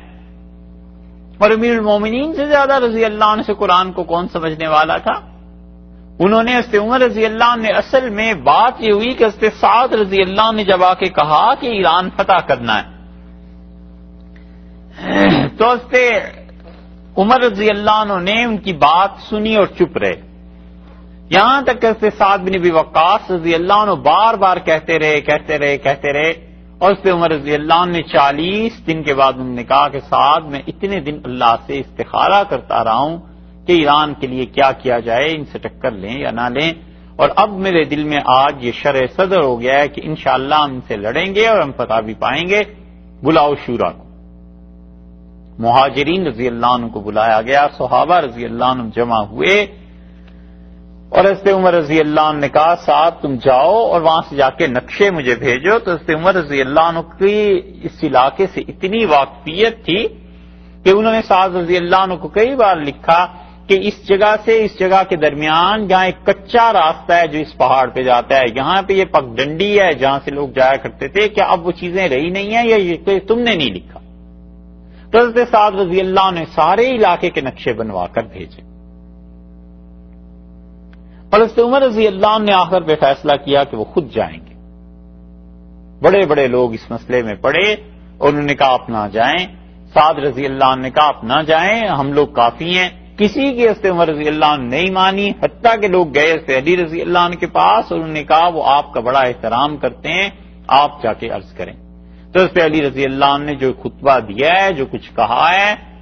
تاریخ میں تو ہے ہی ہے۔ ہم کہتے ہیں نہج البلاغہ ہی کیوں نہ لے لیں جو سیدنا علی رضی اللہ عنہ کے خطبات کا مجموعہ بقول شیعہ کے، ہم تو پوری نہج البلاغہ کو بھی نہیں کہتے کہ حضرت علی رضی اللہ عنہ کی، اس لیے کہ رضی نے حضرت علی رضی اللہ عنہ کے کچھ خطبے جمع کیے ہیں، اور کچھ چیزیں ایسی ہیں جو رضی بہت بہت بڑا ادیب تھا اس نے اپنی طرف سے کی ہیں۔ رضی جو تھا امام تھا شیعہ، لیکن جتنی اس کی تعریف کی جانی چاہیے وہ ہم کرتے ہیں کہ رضی لغت میں امام تھا، ڈکشنری میں لکھنے میں کمال کی عربی لکھتا تھا، ٹاپ کی۔ ہمارے اساتذہ رضی کا بہت حوالہ دیتے تھے، اور مولانا حسین علی صاحب رحمۃ اللہ علیہ جو ہمارے اساتذہ کے بھی استاد تھے، وہ رضی سے بڑے متاثر تھے، کئی جگہ کہتے تھے کہ رضی نے اس آیت سے یہ سمجھا ہے، یعنی لغت میں۔ تو رضی نے حضرت علی رضی اللہ عنہ کے خطبات کو جمع کیا اور کچھ خطبات اس نے شامل کر دیے، اس لیے ذرا سا بھی اس آدمی کو عربی کا ذوق ہے نا، ذرا سا تو نہیں، خیر زیادہ ہی کہیے، وہ جب خطبے پڑھتا ہے تو اسے پتا چل جاتا ہے کہ یہ زبان جو ہے نا یہ اس زمانے کی نہیں ہو سکتی۔ جیسے آج ایک آدمی شیکسپیئر کے ڈرامے میں ایک اپنی طرف سے لکھ کے شامل کر دے تو جس کو انگلش کا ٹیسٹ ہے نا وہ فوراً سمجھ جائے گا کہ یہ بات اس صدی کی زبان نہیں ہے، یہ زبان تو فلاں صدی میں چل کے رائج ہوئی تھی۔ تو ہم کہتے ہیں نہج البلاغہ کو تم پورا مانتے ہو، نہج البلاغہ میں ہی دیکھتے ہیں کہ حضرت علی رضی اللہ عنہ نے کیا کہا ہے۔ حضرت علی رضی اللہ عنہ گئے ہیں حضرت عمر رضی اللہ عنہ کے پاس اور انہوں نے کہا امیر المومنین یہ جو دین ہے اس کا دار و مدار انسانوں کے کم زیادہ ہونے پہ نہیں ہے، یہ تو اللہ کا دین ہے جسے اللہ ہی نے پھیلایا ہے اور اللہ ہی نے ترقی دی ہے، اور ہوتے ہوتے یہ دین اس حد تک پہنچ گیا ہے جس پہ آج ہم ہیں۔ اور پھر یہ آیت پڑھی اور انہوں نے کہا کہ اللہ نے کہا ہے وعد اللہ الذین آمنوا منکم وعملوا الصالحات، جو تم میں سے اللہ پر ایمان رکھتا ہے اور جو لایا ہے اور جو عمل صالح کر رہے ہیں لَيَسْتَخْلِفَنَّهُمْ فِي الْأَرْضِ كَمَا اسْتَخْلَفَ الَّذِينَ مِن قَبْلِهِمْ، اللہ نے فرمایا ہے کہ اللہ خلافت دے گا انہیں زمین پہ ایسی جیسے ان سے پچھلوں کو خلافت دے چکا۔ تو عمر رضی اللہ عنہ اللہ اس وعدے کو پورا کر کے رہے گا، اپنے لشکر کی مدد کرے گا، اور آپ جو سنبھالنے والے ہیں پوری حکومت کو، آپ قیم ہیں، اور آپ کی مثال ایسی ہے جیسے موتیوں کے ہار میں جو دھاگا پڑا ہوا ہوتا ہے کہ اگر یہ دھاگا ٹوٹ جائے تو سارے موتی بکھر جائیں گے، اور پھر جب بکھر جائیں گے تو انہیں جمع کرنا پھر انسان کے لیے مشکل ہو جاتا ہے۔ اس میں کوئی شک نہیں ہے کہ عرب تھوڑے ہیں اور اسلام نے انہیں زیادہ کر دیا ہے، لیکن امیر المومنین آپ عمر رضی اللہ عنہ چکی کا وہ کیل ہیں جس کے درمیان، جس کے بل پہ پوری چکی گھومتی ہے، قطب چکی کا، ان کا آپ کی حیثیت یہ ہے۔ اور یہیں بیٹھ کے آپ لڑاتے رہیے، یہیں بیٹھ کے یہ جنگ کی آگ بھڑکاتے رہیے آپ، اور اگر ایک دفعہ آپ یہاں سے ہٹ گئے اور عربوں کا نظام ٹوٹ گیا تو نوبت یہ آ جائے گی کہ آپ کو سامنے کے دشمنوں کی بنسبت پیچھے جو آپ کے دشمن پیدا ہو جائیں گے نا چرا گھونپنے کے لیے، ان کی فکر پڑ جائے گی، اور ادھر ایرانی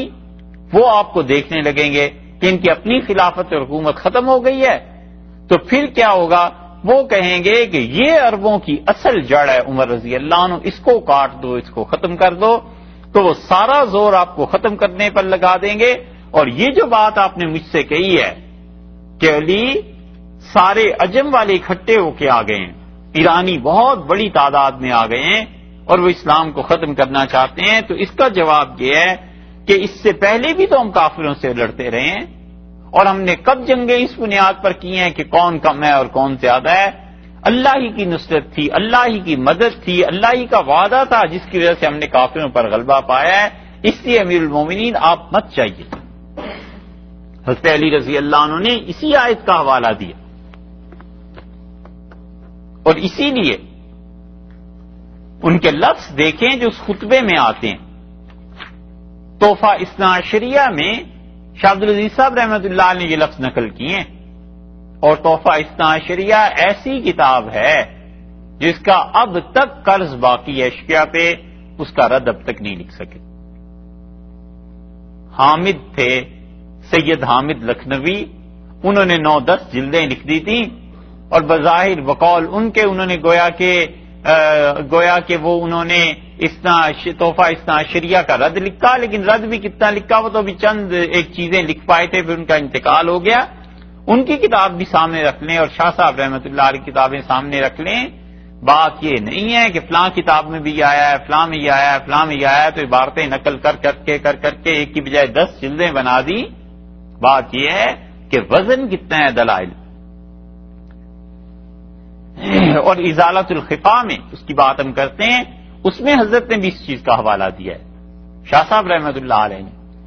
جیسے علی رضی اللہ عنہ نے کہا ان ھذا الامر لم یکن نصرتہ، یہ جو دین ہے نا اس کو فتح لشکر کی کثرت کی وجہ سے اور لشکروں کی قلت کی وجہ سے شکست نہیں ہوئی، اور نہ لشکروں کی کثرت سے اس پہ غلبہ ملا ہے۔ وہ دین اللہ، یہ اللہ کا دین ہے، الذی اظہرہ، اللہ نے اس دین کو غالب کیا ہے، اور اللہ تعالی نے جس فوج نے اس دین کے لیے جان دی ہے اللہ نے انہیں عزت دی ہے، اور اللہ تعالی نے اس دین کو اتنا زیادہ پھیلایا ہے حتی بلغ ما بلغ، یہاں تک کہ یہ دین جہاں تک پہنچا ہے آپ کی خلافت آ گئی، یعنی اب تک دیکھ لیں آپ، وطلع حیث طلع، اور ظاہر ہوا، روشن ہوا، وَنَحْنُ عَلَى مَوْعُودٍ، اور عمر رضی اللہ عنہ سے کہا کہ ہم خدا کے وعدے کے مطابق ہیں، من اللہ تعالی، اللہ نے جو ہم سے وعدہ کیا تھا ہم وہی لوگ ہیں، اور پھر انہوں نے کہا وعد اللہ الذین آمنوا منکم وعملوا الصالحات، اور اللہ نے وعدہ کیا ہے جو ایمان لائے اور جنہوں نے نیک عمل کیے لَيَسْتَخْلِفَنَّهُمْ فِي الْأَرْضِ خدا انہیں زمین میں خلافت دے گا كَمَا اسْتَخْلَفَ الَّذِينَ مِن قَبْلِهِمْ جیسے اللہ نے ان سے پہلوں کو خلافت دی وَلَا يُمَكِّنَنَّ لَهُمْ دِينَهُمُ الَّذِي ارْتَضَىٰ لَهُمْ اور اللہ تعالیٰ ان کا پسندیدہ دین جس کو انہوں نے پسند کیا ہے خدا اس کو ٹھکانہ دے گا وَلَا يُبَدِّلَنَّهُم مِّن بَعْدِ خَوْفِهِمْ أَمْنًا اور اللہ انہیں اس خوف کے بعد خوف کے بدلے میں امن دے دے گا یعبدوننی لا یشرکون بی شیئا وہ میری عبادت کریں گے کسی کو میرے ساتھ شریک نہیں کریں گے. سیدنا علی رضی اللہ عنہ نے پوری آیت پڑھی اور انہوں نے کہا کہ امیر المومنین اللہ اس لشکر کی مدد کرے گا غلبہ دے گا آپ مت جائیے مدینہ منورہ سے. حضرت علی رضی اللہ عنہ اسی آیت سے حضرت عمر رضی اللہ عنہ کی خلافت ثابت کر رہے ہیں, اسی آیت سے وہ حضرت بکر رضی اللہ عنہ کی خلافت بھی ثابت کر رہے ہیں. پھر یہ کیسے مان لیا جائے کہ یہ آیت جو ہے وہ خلافت راشدہ کے بارے میں نہیں ہے؟ اس لیے اس آیت کو جو مفسرین کہتے ہیں کہ آیت استخلاف ہے, اس پر زور دینے کی ایک وجہ یہ بھی ہے کہ ہمارے آخری زمانے میں جس چیز پر اصرار کیا ہے مفسرین نے اساتذہ نے ہمارے وہ سب کہتے تھے کہ یہ آیت خلافت راشدہ کی باب میں اصل ہے. ایک یہ آیت اور ایک سورہ فتح میں آیت آتی ہے 26ویں پارے میں, اس پہ وہ کہتے تھے کہ یہ اصل ہے خلافت راشدہ اور ہمارے نزدیک دین پورا ہوتا ہے اس عقیدہ جو اللہ نے دیا ہے ایک اور اس میں جمع کر لی جائے رسالت رسول اللہ صلی اللہ علیہ وسلم کی طرف سے اور تیسری چیز خلافت راشدہ. یا اسے اور مختصر کر لیں تو ہم کہتے ہیں پورا دین مجموعہ ہے رسالت پلس خلافت راشدہ کا, اور شیعہ کہتے ہیں دین مجموعہ ہے رسالت جمع امامت کا. اس لیے ہم کہتے ہیں کہ یہ جو آیت ہے یہ خلافت راشدہ کے باب میں یہاں نص ہے کہ اللہ تعالیٰ نے انہیں خلافت دی, اور سیدنا علی رضی اللہ عنہ نے خود نہج البلاغہ میں اسی آیت کا حوالہ حضرت عمر رضی اللہ عنہ کو دیا ہے. تاریخ تو چلو جو آتی ہے سو آتی ہے, وہ تو ہم سب پڑھتے ہیں مانتے ہیں, اس کو کیوں نہیں مانتے؟ معرکۃ الآراء کتاب اس مسئلے پہ پڑھنی ہو تو ازالۃ الخفا پڑھیے. شاہ ولی اللہ رحمۃ اللہ علیہ کی ازالۃ الخفا ہمارے ناقص علم میں اب تک اس جیسی کوئی کتاب اس کے بعد نہیں آئی. اسلام کی سیاسیات پہ جو چیزیں لکھی گئی ہیں اور اسلام کی سیاست کا نظام سمجھنا ہو تو ازالۃ الخفا کا پڑھنا فرض ہے.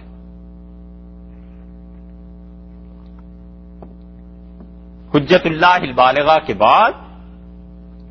ارشاد صاحب رحمۃ اللہ علیہ کی دوسری معرکۃ الآراء تصنیف ہے, اور مولانا عبید اللہ سندھی رحمۃ اللہ علیہ کہتے تھے, پرانے لوگوں میں سے تھے, ہمارے اور ان کے درمیان ایک ہی واسطہ ہے. ہم نے جب حجت اللہ پڑھی تھی تو انہوں نے جن سے ہم نے حجت اللہ البالغہ پڑھی انہوں نے حضرت سے پڑھی تھی, حضرت سندھی رحمۃ اللہ علیہ سے. اور مولانا عبید اللہ سندھی وہ ہیں جنہیں انگریزوں نے جلا وطن کر دیا تھا, اور انہوں نے اپنی زندگی کے 30 سال مکہ مکرمہ میں گزارے, روس گئے انگریزوں کے خلاف تاکہ انہیں ہندوستان سے نکالا جائے. بڑے کام کے آدمی تھے, نو مسلم تھے, سکھ تھے, اور پھر انہوں نے اسلام کو قبول کیا.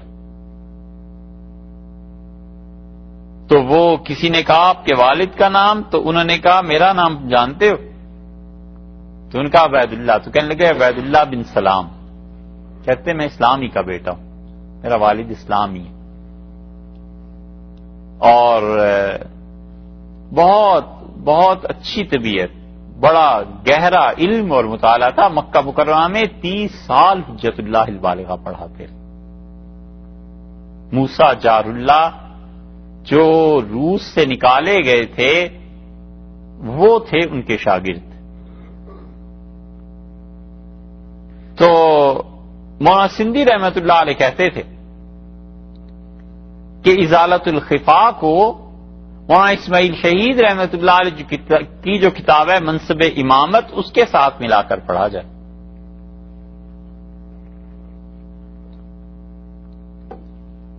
اور نقصان پہ سال ہا سال ماتم کرنے کو دل چاہتا ہے وہ یہ ہے کہ کاش یہ کتابیں اور یہ پورے نظام ان قوموں تک پہنچے ہوتے، کسی نے ان چیزوں کو پڑھ کے سمجھ کے انگلش میں ٹرانسلیٹ کیا ہوتا اور بتایا ہوتا کہ مسلمانوں کا موقف کیا ہے اور مسلمانوں نے سیاسیات کے باب میں کیا کیا چیزیں لکھی ہیں، تو بڑے لوگوں کو سمجھنے کا موقع ملتا۔ مگر حجت اللہ البالغہ اور ان چیزوں کا جنہوں نے اب تک بھی ترجمہ کیا ہے نا، انہیں خود ہی کتاب سمجھ میں نہیں آئی، تو کتاب سمجھ میں آتی تو کچھ ٹرانسلیشن کرتے نا، کچھ نہیں سمجھ پائے لوگ۔ تو حجت اللہ البالغہ اور ازالت الخفا اور اس کے ساتھ منصب امامت مولانا اسماعیل شہید رحمۃ اللہ علیہ کی، یہ ساری چیزیں پڑھی جائیں تو پھر پتہ چلتا ہے کہ اسلام کی سیاسیات ہے کیا اور یہ خلافت راشدہ کی اصل یہ آیت کیا تھی۔ شاہ صاحب رحمۃ اللہ نے ازالت الخفا میں اس آیت پہ بہت تفصیل سے لکھا ہے، اتنا گہرا تدبر ہے، اتنی گہری فکر ہے شاہ صاحب رحمۃ اللہ علیہ کی، اور اتنی زیادہ ذہانت کے ثبوت اس کتاب سے ملتے ہیں، تو پتہ چل جاتا ہے صاف کہ یہ پڑھے لکھے آدمی کی بات نہیں ہے، یہ تو ایسے آدمی کی بات ہے جس پہ اللہ نے الہام کیا۔ صاف پتہ چلتا ہے کہ شاہ صاحب ان آیات سے کیا ثابت کرتے ہیں، اور اتنا اللہ کی طرف سے ان پہ احسان تھا کہ شاہ صاحب نے جو کتاب کو آغاز کیا ہے نا ازالت الخفا کے، اس کے الفاظ دیکھیے کیا ہیں، کہتے ہیں لا جرم، حقیقت یہ ہے کہ نور توفیق الہی در دل ای بندہ ضعیف، اللہ تعالی کے نور نے اس عاجز بندے کے دل میں یہ بات ڈالی، مشروع و مبسوط گردانید، کہ ایک مستقل علم اللہ نے میرے دل میں ڈالا ہے تاکہ میں اس کی تفسیر کروں، اس علم کی تشریح کروں، تا آنکہ بعلم الیقین دانستہ شد، یہاں تک کہ مجھے اللہ کے اس الہام میں یقین کی حد تک علم ہو گیا کہ اسبات خلافت ان بزرگواران کہ خلفائے راشدین رضی اللہ عنہم کی خلافت کو ثابت کرنا اصلیست از اصول دین، ہمارے دین کے بنیادی اصولوں میں سے ایک اصول ہے، تا وقتے کہ این اصل را محکم نہ گیرن، اور جب تک ہم خلافت راشدہ کی اصل کو پوری مضبوطی کے ساتھ تسلیم نہ کریں اور اس پر ایمان نہ لائیں اور اسے نہ مانیں، ہیچ مسئلہ از مسائل شریعت محکم نہ شود، اس شریعت مطہرہ کا کوئی بھی مسئلہ اپنی جگہ پہ ثابت نہیں ہو سکتا جب تک کہ خلافت راشدہ کو نہ مانا جائے۔ شاہ صاحب رحمۃ اللہ علیہ کے زمانے میں جن علماء کو عقل میں امامت کا درجہ حاصل تھا، ان میں ایک تھے مولانا فضل حق خیر آبادی، 1278 ہجری میں ان کا انتقال ہوا۔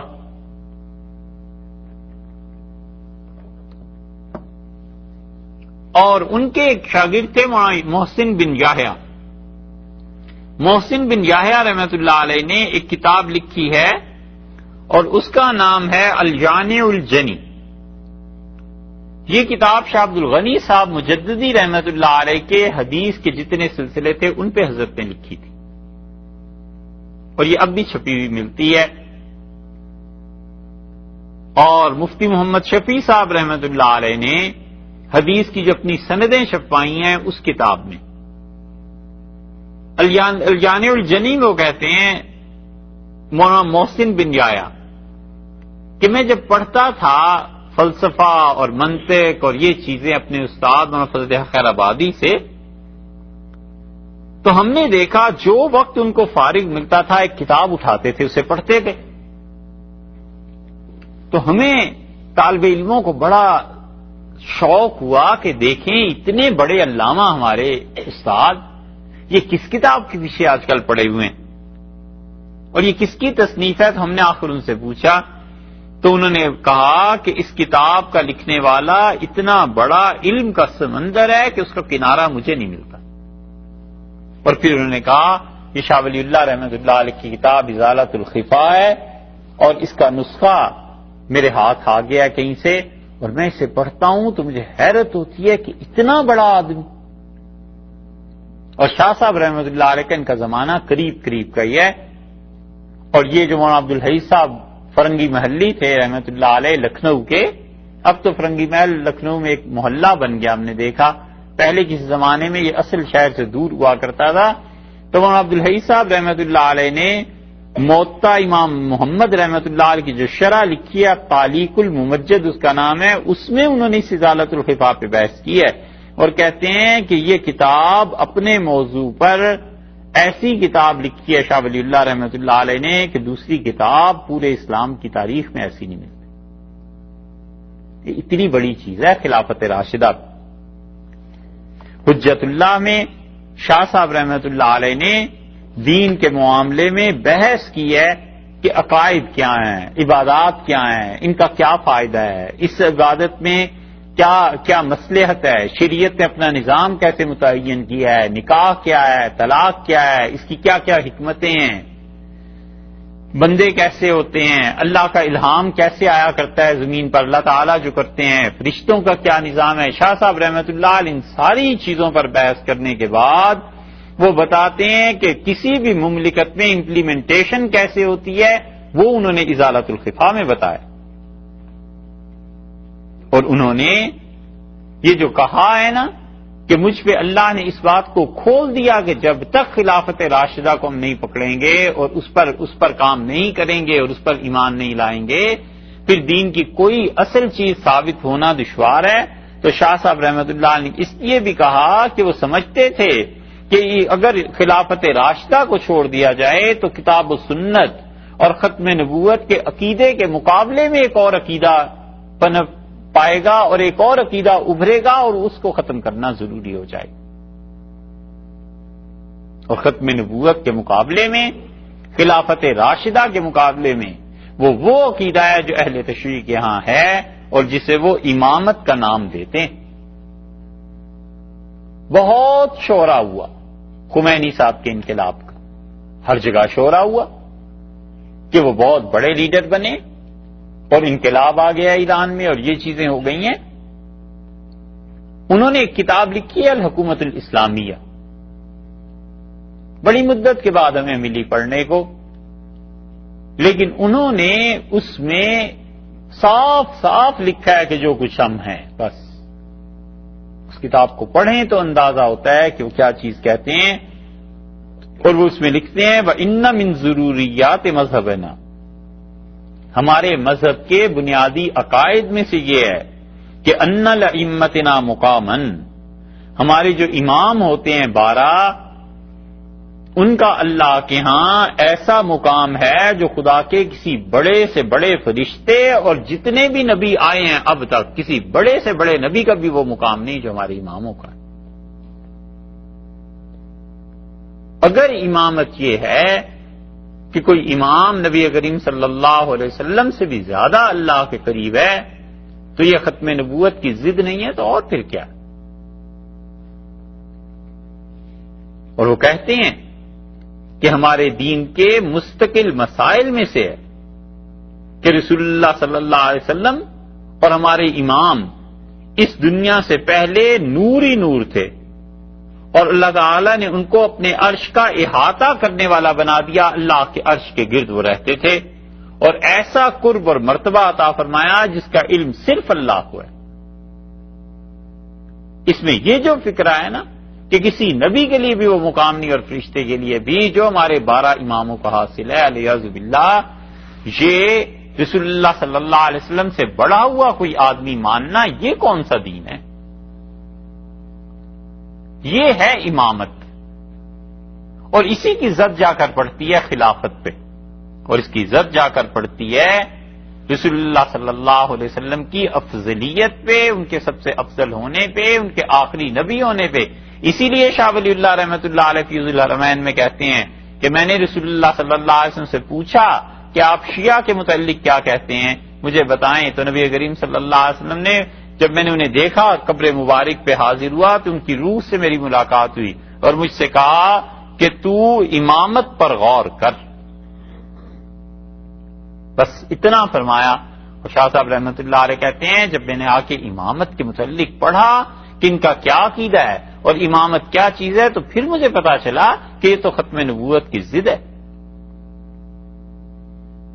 اور ازالت الخفا میں شاہ صاحب رحمۃ اللہ علیہ کہتے ہیں نی گویت فقیر حقیر ولی اللہ، یہ فقیر عاجز آدمی ولی اللہ یہ کہتا ہے کہ درین زمان بدعت تشیع آشکارا شد، کہ ہمارے زمانے میں بدعت جو ہے شیعت کی یہ بہت زیادہ پھیل گئی ہے، وہ نفوس عوام بشبہات ایشان متشرب گشت، اور عوام کی طبیعتیں ان کے پیدا کیے ہوئے شبہات سے بہت گہرے طریقے پر متاثر ہوئی ہیں، لوگوں نے بہت زیادہ اثر لیا ہے شیعت کا، اس لیے کہ حکومت ختم ہو گئی سلطان کی اورنگزیب رحمۃ اللہ علیہ کی، اور ان کا ایک بیٹا شیعہ ہو گیا، اور جو وہ شیعہ ہوا تو لاہور میں اس نے یہ حکم جاری کیا کہ مساجد کے ائمہ جو ہیں وہ خلفائے راشدین کا نام نہیں لیں گے۔ تو جس مسجد میں اس نے نماز پڑھنی تھی اس امام نے کہا، سن لیا بس اس نے، اور جب اس سے خطبہ پڑھا تو سارے صحابہ رضی اللہ عنہ کو اس نے نام لیا۔ اسی لیے یہ جمعے کے خطبات میں صحابہ رضی اللہ عنہ کا ذکر نہ کرنا، حضرت مجدد رحمۃ اللہ علیہ کے زمانے میں ایک مولوی کوئی ایسا تھا اور لوگوں نے لکھا کہ حضرت جمعہ پڑھاتے ہیں اور جمعے کا خطبہ دیتا ہے مولوی اور اس میں صحابہ رضی اللہ عنہ کا ذکر نہیں کرتا۔ حضرت مجدد رحمۃ اللہ نے فرمایا اسے امامت سے برطرف کر دو، اور صحابہ رضی اللہ عنہ کا نام جمعے کے خطبے میں کوئی آدمی نہیں چھوڑتا الا کہ باطنش خبیثت، سوائے اس کے جس کا باطن خباثت سے بھرا ہوا ہے۔ یہ ایسے ہی نہیں دین پھیلا اور پہنچا ہم تک، یہ بزرگوں نے کام کیے تھے۔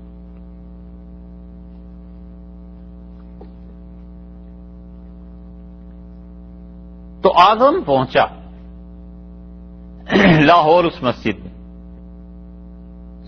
اورنگزیب رحمۃ اللہ علیہ کا بیٹا تھا، اور اس نے جب خطبہ سنا تو اس نے نماز کے بعد بڑا شدید غصے میں آیا، اس نے کہا یہ کیا کیا؟ انہوں نے کہا میری 3 خواہشات تھیں، ایک بیت اللہ کا حج کر لوں، اللہ نے وہ کرا دیا، ایک قرآن پاک کو یاد کر لوں، وہ بھی پورا یاد کر دیا، اور تیسری شہادت کی تمنا تھی، لگتا ہے وہ تمہارے ہاتھوں پوری ہو جائے۔ اتنا صاف جواب سن کے اعظم جو تھا وہ برداشت نہیں کر سکا، اس نے کہا اڑاؤ اس کی گردن، اور گردن اڑا دی اس کی نمازیوں کے سامنے۔ اتنی زیادہ شیعت کا اثر پھیلا، اتنا پھیلا کہ لال قلعے میں باقاعدہ جلوس نکلنے لگے، محرم ہونے لگی، اور جو بادشاہ کا مذہب وہ سب کا مذہب، اور دلی میں ہی نہیں ہندوستان میں جگہ جگہ امام باڑے بننا شروع ہو گئے، اور برسر عام لکھنؤ میں گالیاں دیتے تھے نام لے لے کے صحابہ رضی اللہ عنہ کا، اسے دین کا حصہ سمجھتے تھے۔ شاہ صاحب رحمۃ اللہ علیہ اسی لیے لکھ رہے ہیں کہ وہ اکثر اہل این اقلیم در اسبات خلافت خلفائے راشدین رضوان اللہ علیہم اجمعین شکوک بہم رسانی دند، اور اکثر باشندے ہندوستان کے ان کے دلوں میں خلفائے راشدین رضی اللہ عنہ کی خلافت کے ثبوت کے بارے میں طرح طرح کے شک پیدا کر دیے ہیں شیعہ نے کہ خلافت راشدہ صحیح نہیں تھی۔ شاہ صاحب رحمۃ اللہ علیہ پتہ نہیں کس عالم میں بیٹھ کے لکھتے رہے ہیں، مگر ان کی کتابیں ایسی ہیں کہ یہ چند کتابیں اساتذہ سے سبقن پڑھنے کے قابل ہیں۔ حجت اللہ پڑھے تو یہاں اس ویسٹرن دنیا کا پتہ چلتا ہے کہ جن چیزوں پر یہ اعتراض کرتے ہیں اسلام کی، اس میں کیا عقل کا مقام ہے، کیا حکمت کا مقام ہے، اور اس کو جب پڑھتا ہے ازالت الخفا کو تو پھر پتہ چلتا ہے کہ ہندوستان میں مذاہب کیسے بڑھے آگے اور شیعت کا اثر کیسے پہنچا۔ اور شاہ صاحب رحمۃ اللہ علیہ کی نظر صرف اس پہ نہیں تھی کہ دلی میں یا ہندوستان میں یا لاہور میں اتنے زیادہ اثرات شیعہ کے پڑنے لگے ہیں، وہ کہتے تھے کہ اس کے نیچے جو گہری سازش ہے اس کی طے میں وہاں تک پہنچو، اور شاہ صاحب رحمۃ اللہ علیہ کی نظر پہنچ سکتی تھی، لوگ اس کو نہیں سمجھ سکتے تھے، اسی لیے وہ آگے چل کے لکھتے ہیں کہ ہر کے در شکستن ان اصل صحیح می کند، کہ جو آدمی بھی خلافت راشدہ کے دلائل کو توڑنے کی کوشش کرتا ہے بحقیقت سچی بات یہ ہے کہ حدم جمعی فنون دینیہ می خواہد، وہ چاہتا ہے کہ اس سارے دین کے جتنے علوم ہیں ان کی جڑ اکھیڑ کے رکھ دے، اگر وہ کہتا ہے خلافت راشدہ ٹھیک نہیں ہے اور تو اس کا مطلب یہ ہے، یعنی حضرت کی عبارت کا مطلب یہ ہے کہ وہ بتانا یہ چاہتا ہے کہ اسلام اپنے ابتدائی دور میں بری طرح ناکام ہو گیا تھا، اور وہ یہ بتانا چاہتا ہے اگر اہل تشریع کی امامت کے اصول مان لیں تو پھر ہمیں ماننا پڑے گا کہ ہم اپنے پاس سے کہہ رہے ہیں، شاہ صاحب رحمۃ اللہ علیہ کی کتاب کے حوالے سے یا اس کی تشریح میں سمجھ لیجئے کہ اگر اہل تشریع کے ان عقیدوں کو، ان چیزوں کو مان لیا جائے تو ہمیں ماننا پڑے گا کہ اسلام اپنے بالکل ابتدائی دور میں پٹ گیا تھا اور کوئی خلافت قائم نہیں ہو سکی، کوئی حکومت قائم نہیں ہو سکی اور ظالموں نے قبضہ کر لیا تھا، اور سیدنا علی رضی اللہ عنہ بیچارے مظلوم اتنے تھے کہ ان کے خلاف بول بھی نہیں سکے۔ اور ہمیں اس سے بھی بڑی بات کو تسلیم کرنا پڑے گا کہ رسول اللہ صلی اللہ علیہ وسلم کی صحبت میں کوئی اثر نہیں تھا، 23 برس وہ نبوت اور شریعت کے پیغام پہنچاتے رہے اور وہ 15 آدمی تیار نہیں کر سکے۔ ہم اپنی آنکھوں سے دیکھتے ہیں کہ اللہ کا ایک نیک بندہ کہیں بیٹھ جائے، 20-30 سال بعد جب انتقال ہوتا ہے تو سینکڑوں کی زندگیاں بدل گئی ہوتی ہیں۔ کیا رسول اللہ صلی اللہ علیہ وسلم کی صحبت میں اتنا اثر بھی نہیں رہا تھا کہ 15 آدمیوں کو ہی تبدیل کر لیتے؟ اسی لیے وہ کہتے ہیں کہ رسول اللہ صلی اللہ علیہ وسلم کے بعد ہما کافر گشتن، سارے کافر ہو گئے تھے سوائے 6 یا 7 آدمیوں کے، 4 آدمی تو وہی تھے، حضرت فاطمہ، علی، حسن اور حسین رضی اللہ عنہ، مقداد رضی اللہ عنہ 5، حضرت ابو ذر غفاری رضی اللہ عنہ 6 اور سلمان فارسی رضی اللہ عنہ 7، عمار 8 رضی اللہ عنہ اور بعض عمار رضی اللہ عنہ کو نہیں گنتے، اس کے علاوہ سارے کافر ہو گئے۔ یہ ماننا پڑے گا کہ اسلام ختم ہو گیا تھا پہلی صدی میں ہی اور رسول اللہ صلی اللہ علیہ وسلم کے صحبت کا کوئی اثر نہیں رہا تھا، اور سب سے بڑی بات پھر اس کے ساتھ ساتھ یہ بھی ہے کہ قرآن پورا نہیں، قرآن کی حفاظت نہیں ہو سکی، سنت کی حفاظت نہیں ہو سکی، اور یہ دین جو ہم جس پہ ہیں یہ سب کا سب باطل ہے، چاروں فقہا اس امت کے باطل ہیں، سارا خیر القرون باطل ہے، اور سارے کے سارے لوگ علیہ باللہ انہوں نے ایک نیا دین اپنے پاس سے گھڑ کے بنا لیا تھا، باقی رسول اللہ صلی اللہ علیہ وسلم کی تعلیم کچھ نہیں رہی۔ اسی لیے شاہ صاحب رحمۃ اللہ علیہ نے کمال کی بات لکھی ہے، اور وہ کہتے ہیں کہ امت نے جو قرآن لیا ہے، قرآن کے لینے میں امت اور رسول اللہ صلی اللہ علیہ وسلم کے درمیان خلافت راشدہ ہے، خلفائے راشدین پل کی حیثیت رکھتے ہیں، اگر یہ پل توڑ دیا جائے تو رسول اللہ صلی اللہ علیہ وسلم تک پہنچنے کا کوئی راستہ باقی نہیں رہتا۔ اس لیے یہ ازالۃ الخفا پڑھنی چاہیے، پتہ چلتا ہے خلافت راشدہ چیز کیا۔ یہ تو حضرت کی بات تھی، اور انہوں نے اسی سورہ نور کی آیت سے استدلال کیا ہے، اور وہ کہتے ہیں پہلا باب جو انہوں نے باندھا ہے اس کے بعد خلافت کی تعریف لکھی ہے، اور وہ کہتے ہیں کہ خلافت اصل میں اس عمومی سربراہی اور ریاست عامہ ہے۔ حضرت کی عبارت یہ ہے کہ کہتے ہیں الخلافت ہی ریاست العامہ، خلافت جو ہے وہ ایسی اسٹیٹ ہے، ایسی ریاست کا نام ہے جو اس لیے قائم کی جاتی ہے لإقامت الدین، تاکہ خدا کا پورا دین جو رسول اللہ صلی اللہ علیہ وسلم کے واسطے سے ہم تک پہنچا ہے اس کو نافذ کیا جائے، بإحیاء العلوم الدینیہ، اور اس خلافت کا یہ کام ہے کہ وہ دین کے علوم کو زندہ رکھے، وإقامت ارکان الاسلام والقیام بالجہاد وما يتعلق به، اور وہ اسلام کو پوری طرح کام کرنے کا موقع دے خلافت، اور اسلام کے سارے ارکان کو قائم کرے، اور اسلام کے خلاف جو چیزیں ہیں جہاد کے ذریعے انہیں دفع کرے، اور فوجوں کو تیار کرے، اور اس کے ساتھ ساتھ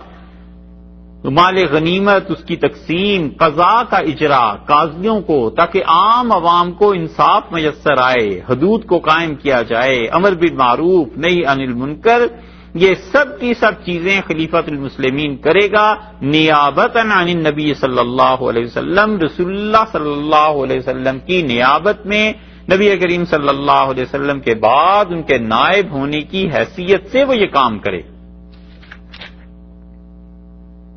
پھر کہتے ہیں کہ یہ خلافت جو ہے ہم تمہیں بتائیں 2 آیات سے ثابت ہوتی ہے، ایک آیت کی ہے اور ایک وہی سورہ فتح کی، اور اللہ کا وعدہ پورا ہوا جو سورہ نور کے وقت لوگ تھے. یہ جساس کے حوالے سے بھی عرض کیا تھا نا کہ حضرت معاویہ رضی اللہ عنہ تو اس وقت اسلام ہی نہیں لائے تھے، حضرت نے بھی اس کو لکھا ہے. شاہ صاحب رحمۃ اللہ علیہ کہتے ہیں کہ اللہ تعالیٰ نے فرمایا وعد اللہ الذین آمنوا منکم وعملوا الصالحات، اللہ کا وعدہ ہے ان لوگوں سے جو ایمان لائے تم میں سے اور جنہوں نے نیک عمل کیے. تو وہ کہتے ہیں اس وقت کون کون لوگ ایمان لائے ہوئے تھے؟ یہ سارے خلفائے راشدین تھے، اور اس سے معاویہ اور بنو امیہ اور بنو عباس رضی اللہ عنہ اس آیت میں داخل نہیں ہیں کیونکہ یہ تو لوگ بعد میں مسلمان ہیں. اس لیے انہوں نے اس بات کو کہا. پھر شاہ صاحب رحمۃ اللہ علیہ کہتے ہیں کہ اللہ تعالیٰ نے اس آیت میں کہا ہے، یہی جو سورہ نور کی آیت ہے کہ اس جماعت میں ایک خلیفہ بنایا جائے گا، اور پھر اللہ نے کہا ہے ہمارا وعدہ ہے کہ اس کو پورا اور اقتدار اور اختیار حاصل ہوگا، اور خدا کو جو دین پسند ہے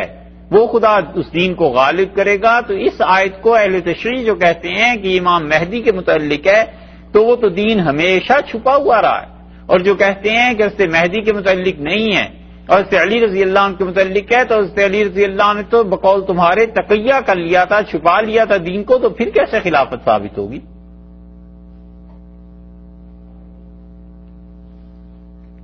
اور پھر اللہ نے کہا ہے کہ ہم خوف کی بجائے امن کر دیں گے. شاہ صاحب رحمۃ اللہ علیہ کہتے ہیں کہ امن ساری خلافت راشدہ میں قائم تھا. تم جو کہتے ہو تو وہ یہ کہتے ہو کہ اہل بیت کے خلاف لوگ اٹھتے رہے اور اہل بیت پہ ظلم کیا گیا، تو پھر اللہ نے تو امن کا وعدہ کیا تھا، پھر ظلم اگر ہوتا رہا تو یہ آیت کب پوری ہوگی؟ اور پھر آخر پہ لکھا ہے تعالی اللہ عن ذلک علوا کبیرہ، اللہ تعالیٰ کی پناہ مانگتا ہوں، وہ اللہ جو بڑا ہے بلند و برتر ہے، میں اس غلط عقیدے سے. یہ بات تو اس آیت کے متعلق تھی. جب بات آئی ہے ازالۃ الخفا کی تو 2-3 کتابیں آپ سے اور بھی عرض کریں کہ اسلام کے اس اجتماعی نظام کو اگر پڑھنا ہونا سیاسیات کے بارے میں کہ پالیٹکس میں اسلام کیا کہتا ہے اور پولیٹیکل گراؤنڈ کیسے اسلام میں بنتا ہے، تو اس سلسلے میں ایک کتاب ماوردی رحمۃ اللہ علیہ لکھی تھی جو شافعی فقیہ تھے لیکن اب بھی عام طور پہ وہ مل جاتی ہے. ان کی کتاب ہے حبیب ماوردی نے لکھی تھی الاحکام السلطانیہ. اچھی کتاب ہے اپنے موضوع پہ. سیاست کا معیشت سے کیا تعلق ہے؟ اکانومی سے. ہمارے اس دنیا کا بہت بڑا ٹاپک ہے کہ تم اگر چیزوں کو زیادہ پیدا کرو گے اور مختلف ممالک کو بھیجو گے تو ان ممالک میں تمہارے ووٹ کتنے بنیں گے، یہی چیز مارکیٹ میں آ جائے گی. قیمتوں کو کیسے کنٹرول کرو گے؟ ہے نا یہ ساری چیزیں. اکانومی کو پالیٹکس کے ساتھ جوڑنا، کتنے ووٹ مل سکتے ہیں، چیزوں کے ریٹس کیسے طے ہوں گے، اس کو اگر پڑھنا ہو اسلام کے معاملے میں تو قاضی ابو یوسف رحمۃ اللہ علیہ کی جو کتاب الخراج ہے اسے پڑھنا چاہیے. بہت زبردست چیز، کیا کہنے. وہ ہارون الرشید کا ایک خط تھا کہ حضرت مجھے یہ چیزیں بتا دیں. امام ابو یوسف رحمۃ اللہ نے جب لکھنا شروع کیا تو شاید وہ 600-700 صفحے لکھتی.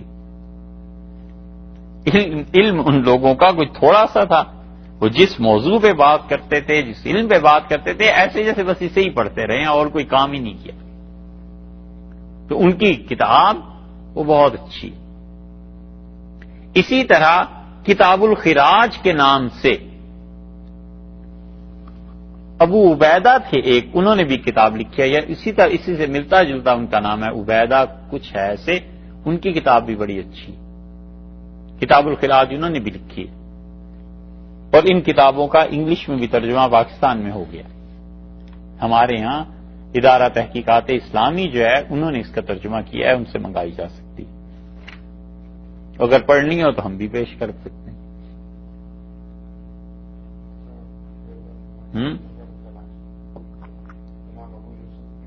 ہاں ابو عبیدہ تھے، عبید بن سلام تھے، ایسی نام ہے، عبیدہ ان کے نام میں آتا ہے. امام غزالی رحمۃ اللہ علیہ کے ایک استاد تھے عبد الملک الجوینی، 419 ہجری میں یہ پیدا ہوئے اور 478 میں ان کا انتقال ہوا۔ جوینی بڑے قابل آدمی تھے بھائی، بڑے فاضل آدمی تھے۔ انہوں نے ایک کتاب لکھی ہے غیاث الامم، اور یہ اس وقت کے وزیر اعظم نے انہیں کہا تھا کہ مجھے پولیٹیکل سسٹم چاہیے اپنی ریاست کا، تو جوینی رحمت اللہ علیہ نے وہ کتاب لکھی تھی غیاث الامم کے نام سے، اور وہ کتاب سنا ہے کوئی 700-800 صفحے کی کتاب ہے اور چھپ گئی ہے، مگر اس کے جو اقتباسات پڑھے ہیں اس سے جی چاہتا ہے کہ وہ کتاب ملے اور پڑھیں اسے، مگر اب تک ملی نہیں۔ آج سے کوئی 25-30 برس پہلے قطر والوں نے اس سے چھپائی تھی، جتنے حوالے ہم نے اس کے پڑھے ہیں اس میں قطر ہی لکھا ہوا ملا ہے کہ قطر میں جو ان کی وزارت اوقاف ہے اس نے چھپائی تھی غیاث الامم، اور اس میں انہوں نے لکھا ہے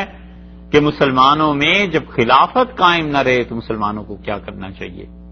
غیر مسلم حکمران جہاں ہوں وہاں مسلمانوں کو اپنے کام کیسے کرنے ہیں۔ انہوں نے لکھا ہے کہ مسلمانوں کے ہاں رائے دینا اس کی کیا اہمیت ہے، ووٹ دینے کی، اور اس کا بائیکاٹ کرنا نہ دینا اس کے کیا نقصانات اور کیا چیزیں ہیں، متعدد چیزیں ان کی پڑھی ہیں۔ اور اسی طرح انہوں نے یہ بھی لکھا ہے کہ مفتیوں کی نہ ہونے کی صورت میں کسی علاقے میں کوئی مفتی نہ ہو وہاں کے مسلمانوں کو دین پہ کیسے عمل کرنا ہے۔ یہ مختلف چیزیں ان کی جو لوگوں نے اپنے اپنی کتابوں میں لکھی ہیں ہم نے پڑھی ہیں، مگر اصل کتاب تک ابھی تک رسائی نہیں ہوئی۔ اسی طرح شیخ الاسلام ابن تیمیہ رحمۃ اللہ نے کتاب لکھی ہے السیاست الشرعیہ، شرعی سیاست، شریعت کے مطابق سیاست کیا ہے، یہ بھی ان چند ایک کتابوں میں سے ہے جو اب چھپ تو خیر گئی ہے، اور یہ بہت اچھی کتاب، بہت عمدہ کتاب۔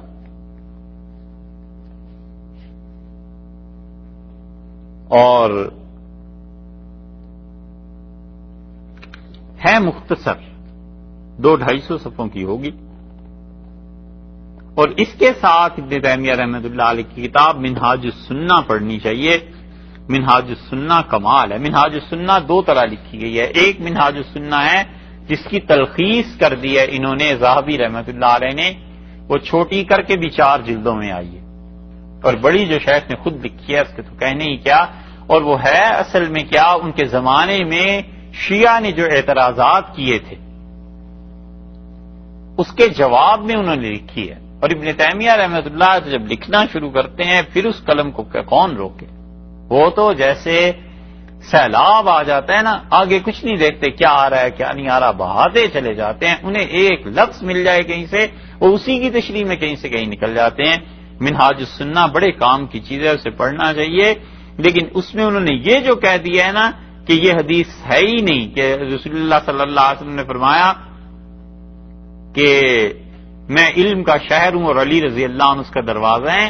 اس حدیث کو شیخ نے اس میں کہہ دیا ہے کہ یہ حدیث نہیں ہے، حالانکہ یہ ترمذی کی روایت ہے۔ یہ ہے اس بات کی دلیل کہ بڑے سے بڑا آدمی بھی بشریت اور انسان ہے نا، کبھی کبھی چیزیں ہو جاتی ہیں ایسی، کوئی معصوم نہیں ہوا کرتا، رسول اللہ صلی اللہ علیہ وسلم آخری معصوم تھے۔ یہ ہے وہ وعدہ خلافت، اس آیت کو کہتے ہیں آیت استخلاف۔ اللہ نے فرمایا وعد اللہ الذین آمنوا منکم، اللہ کا وعدہ ہے ان لوگوں کے ساتھ جو تم میں سے ایمان لائے ہیں، وعملوا الصالحات، جنہوں نے نیک عمل کیے ہیں۔ یہ آیت نازل ہوئی ہے خندق کے قریب قریب، غزوہ خندق، اور اس کے بعد ہوئی ہے حدیبیہ، اور اس سے معاویہ رضی اللہ عنہ کا اسلام بہت بھی مان لیا جائے تو حدیبیہ کے سال کا یا اس کے بعد کا ہے، وگرنہ تو عام طور پہ اس طرف گئے ہیں کہ وہ فتح مکہ کے موقع پہ مسلمان ہوئے تھے، تو اس لیے وہ اس میں شامل نہیں ہے۔ لَيَسْتَخْلِفَنَّهُمْ فِي الْأَرْضِ، اللہ زمین میں انہیں خلافت دے گا، كَمَا اسْتَخْلَفَ الَّذِينَ مِن قَبْلِهِمْ، جیسے کہ اللہ نے خلافت دی تھی ان سے پہلے لوگوں کو، یعنی بنی اسرائیل کو، حضرت سلیمان کو، حضرت داؤد علیہ السلام کو، ان سب کو خدا نے جیسے خلافتیں دی تھیں، اللہ تعالیٰ انہیں بھی خلافت دے گا۔ اور اس آیت پر نواب صدیق حسن خان صاحب نے جو کچھ لکھا ہے وہ ٹھیک چیزیں نہیں ہیں۔ اور پھر فرمایا وَلَيُمَكِّنَنَّ لَهُمْ، اور اللہ تعالی ایسا کر دے گا، جما دے گا ان کو دین ان کا، ایسا دین اللہ ارتضی لہم جو اللہ نے پسند کیا ان کے لیے، جو دین اللہ نے ان کے لیے پسند کیا ہے ان کی حکومتوں کے زمانے میں خدا اس دین کو غالب کرے گا۔ تو سوچنے کی بات ہے کہ جو اللہ نے دین کو پسند کیا تھا، اللہ نے فرمایا ہم ان کے زمانے میں اسے جما دیں حکومت میں، تو وہ دین اسی کا حصہ ابو بکر اور عمر رضی اللہ عنہ تھے، یا کوئی اور چیز تھی، کوئی اور دین تھا۔ اللہ نے فرمایا وَلَا يُبَدِّلَنَّهُم مِّن بَعْدِ خَوْفِهِمْ أَمْنًا، اور ہم انہیں خوف کے بدلے میں امن دے دیں گے، اطمینان دے دیں گے، امن کے ساتھ رہیں گے۔ تو یہ امن کا زمانہ یہ سارا خلافت راشدہ میں قائم ہوا ہے، اور امن ٹوٹا ہے حضرت عثمان رضی اللہ عنہ کے جو 6 سال آخری خلافت کے تھے، خاص طور پہ 2 سال ان کے آخری، وہ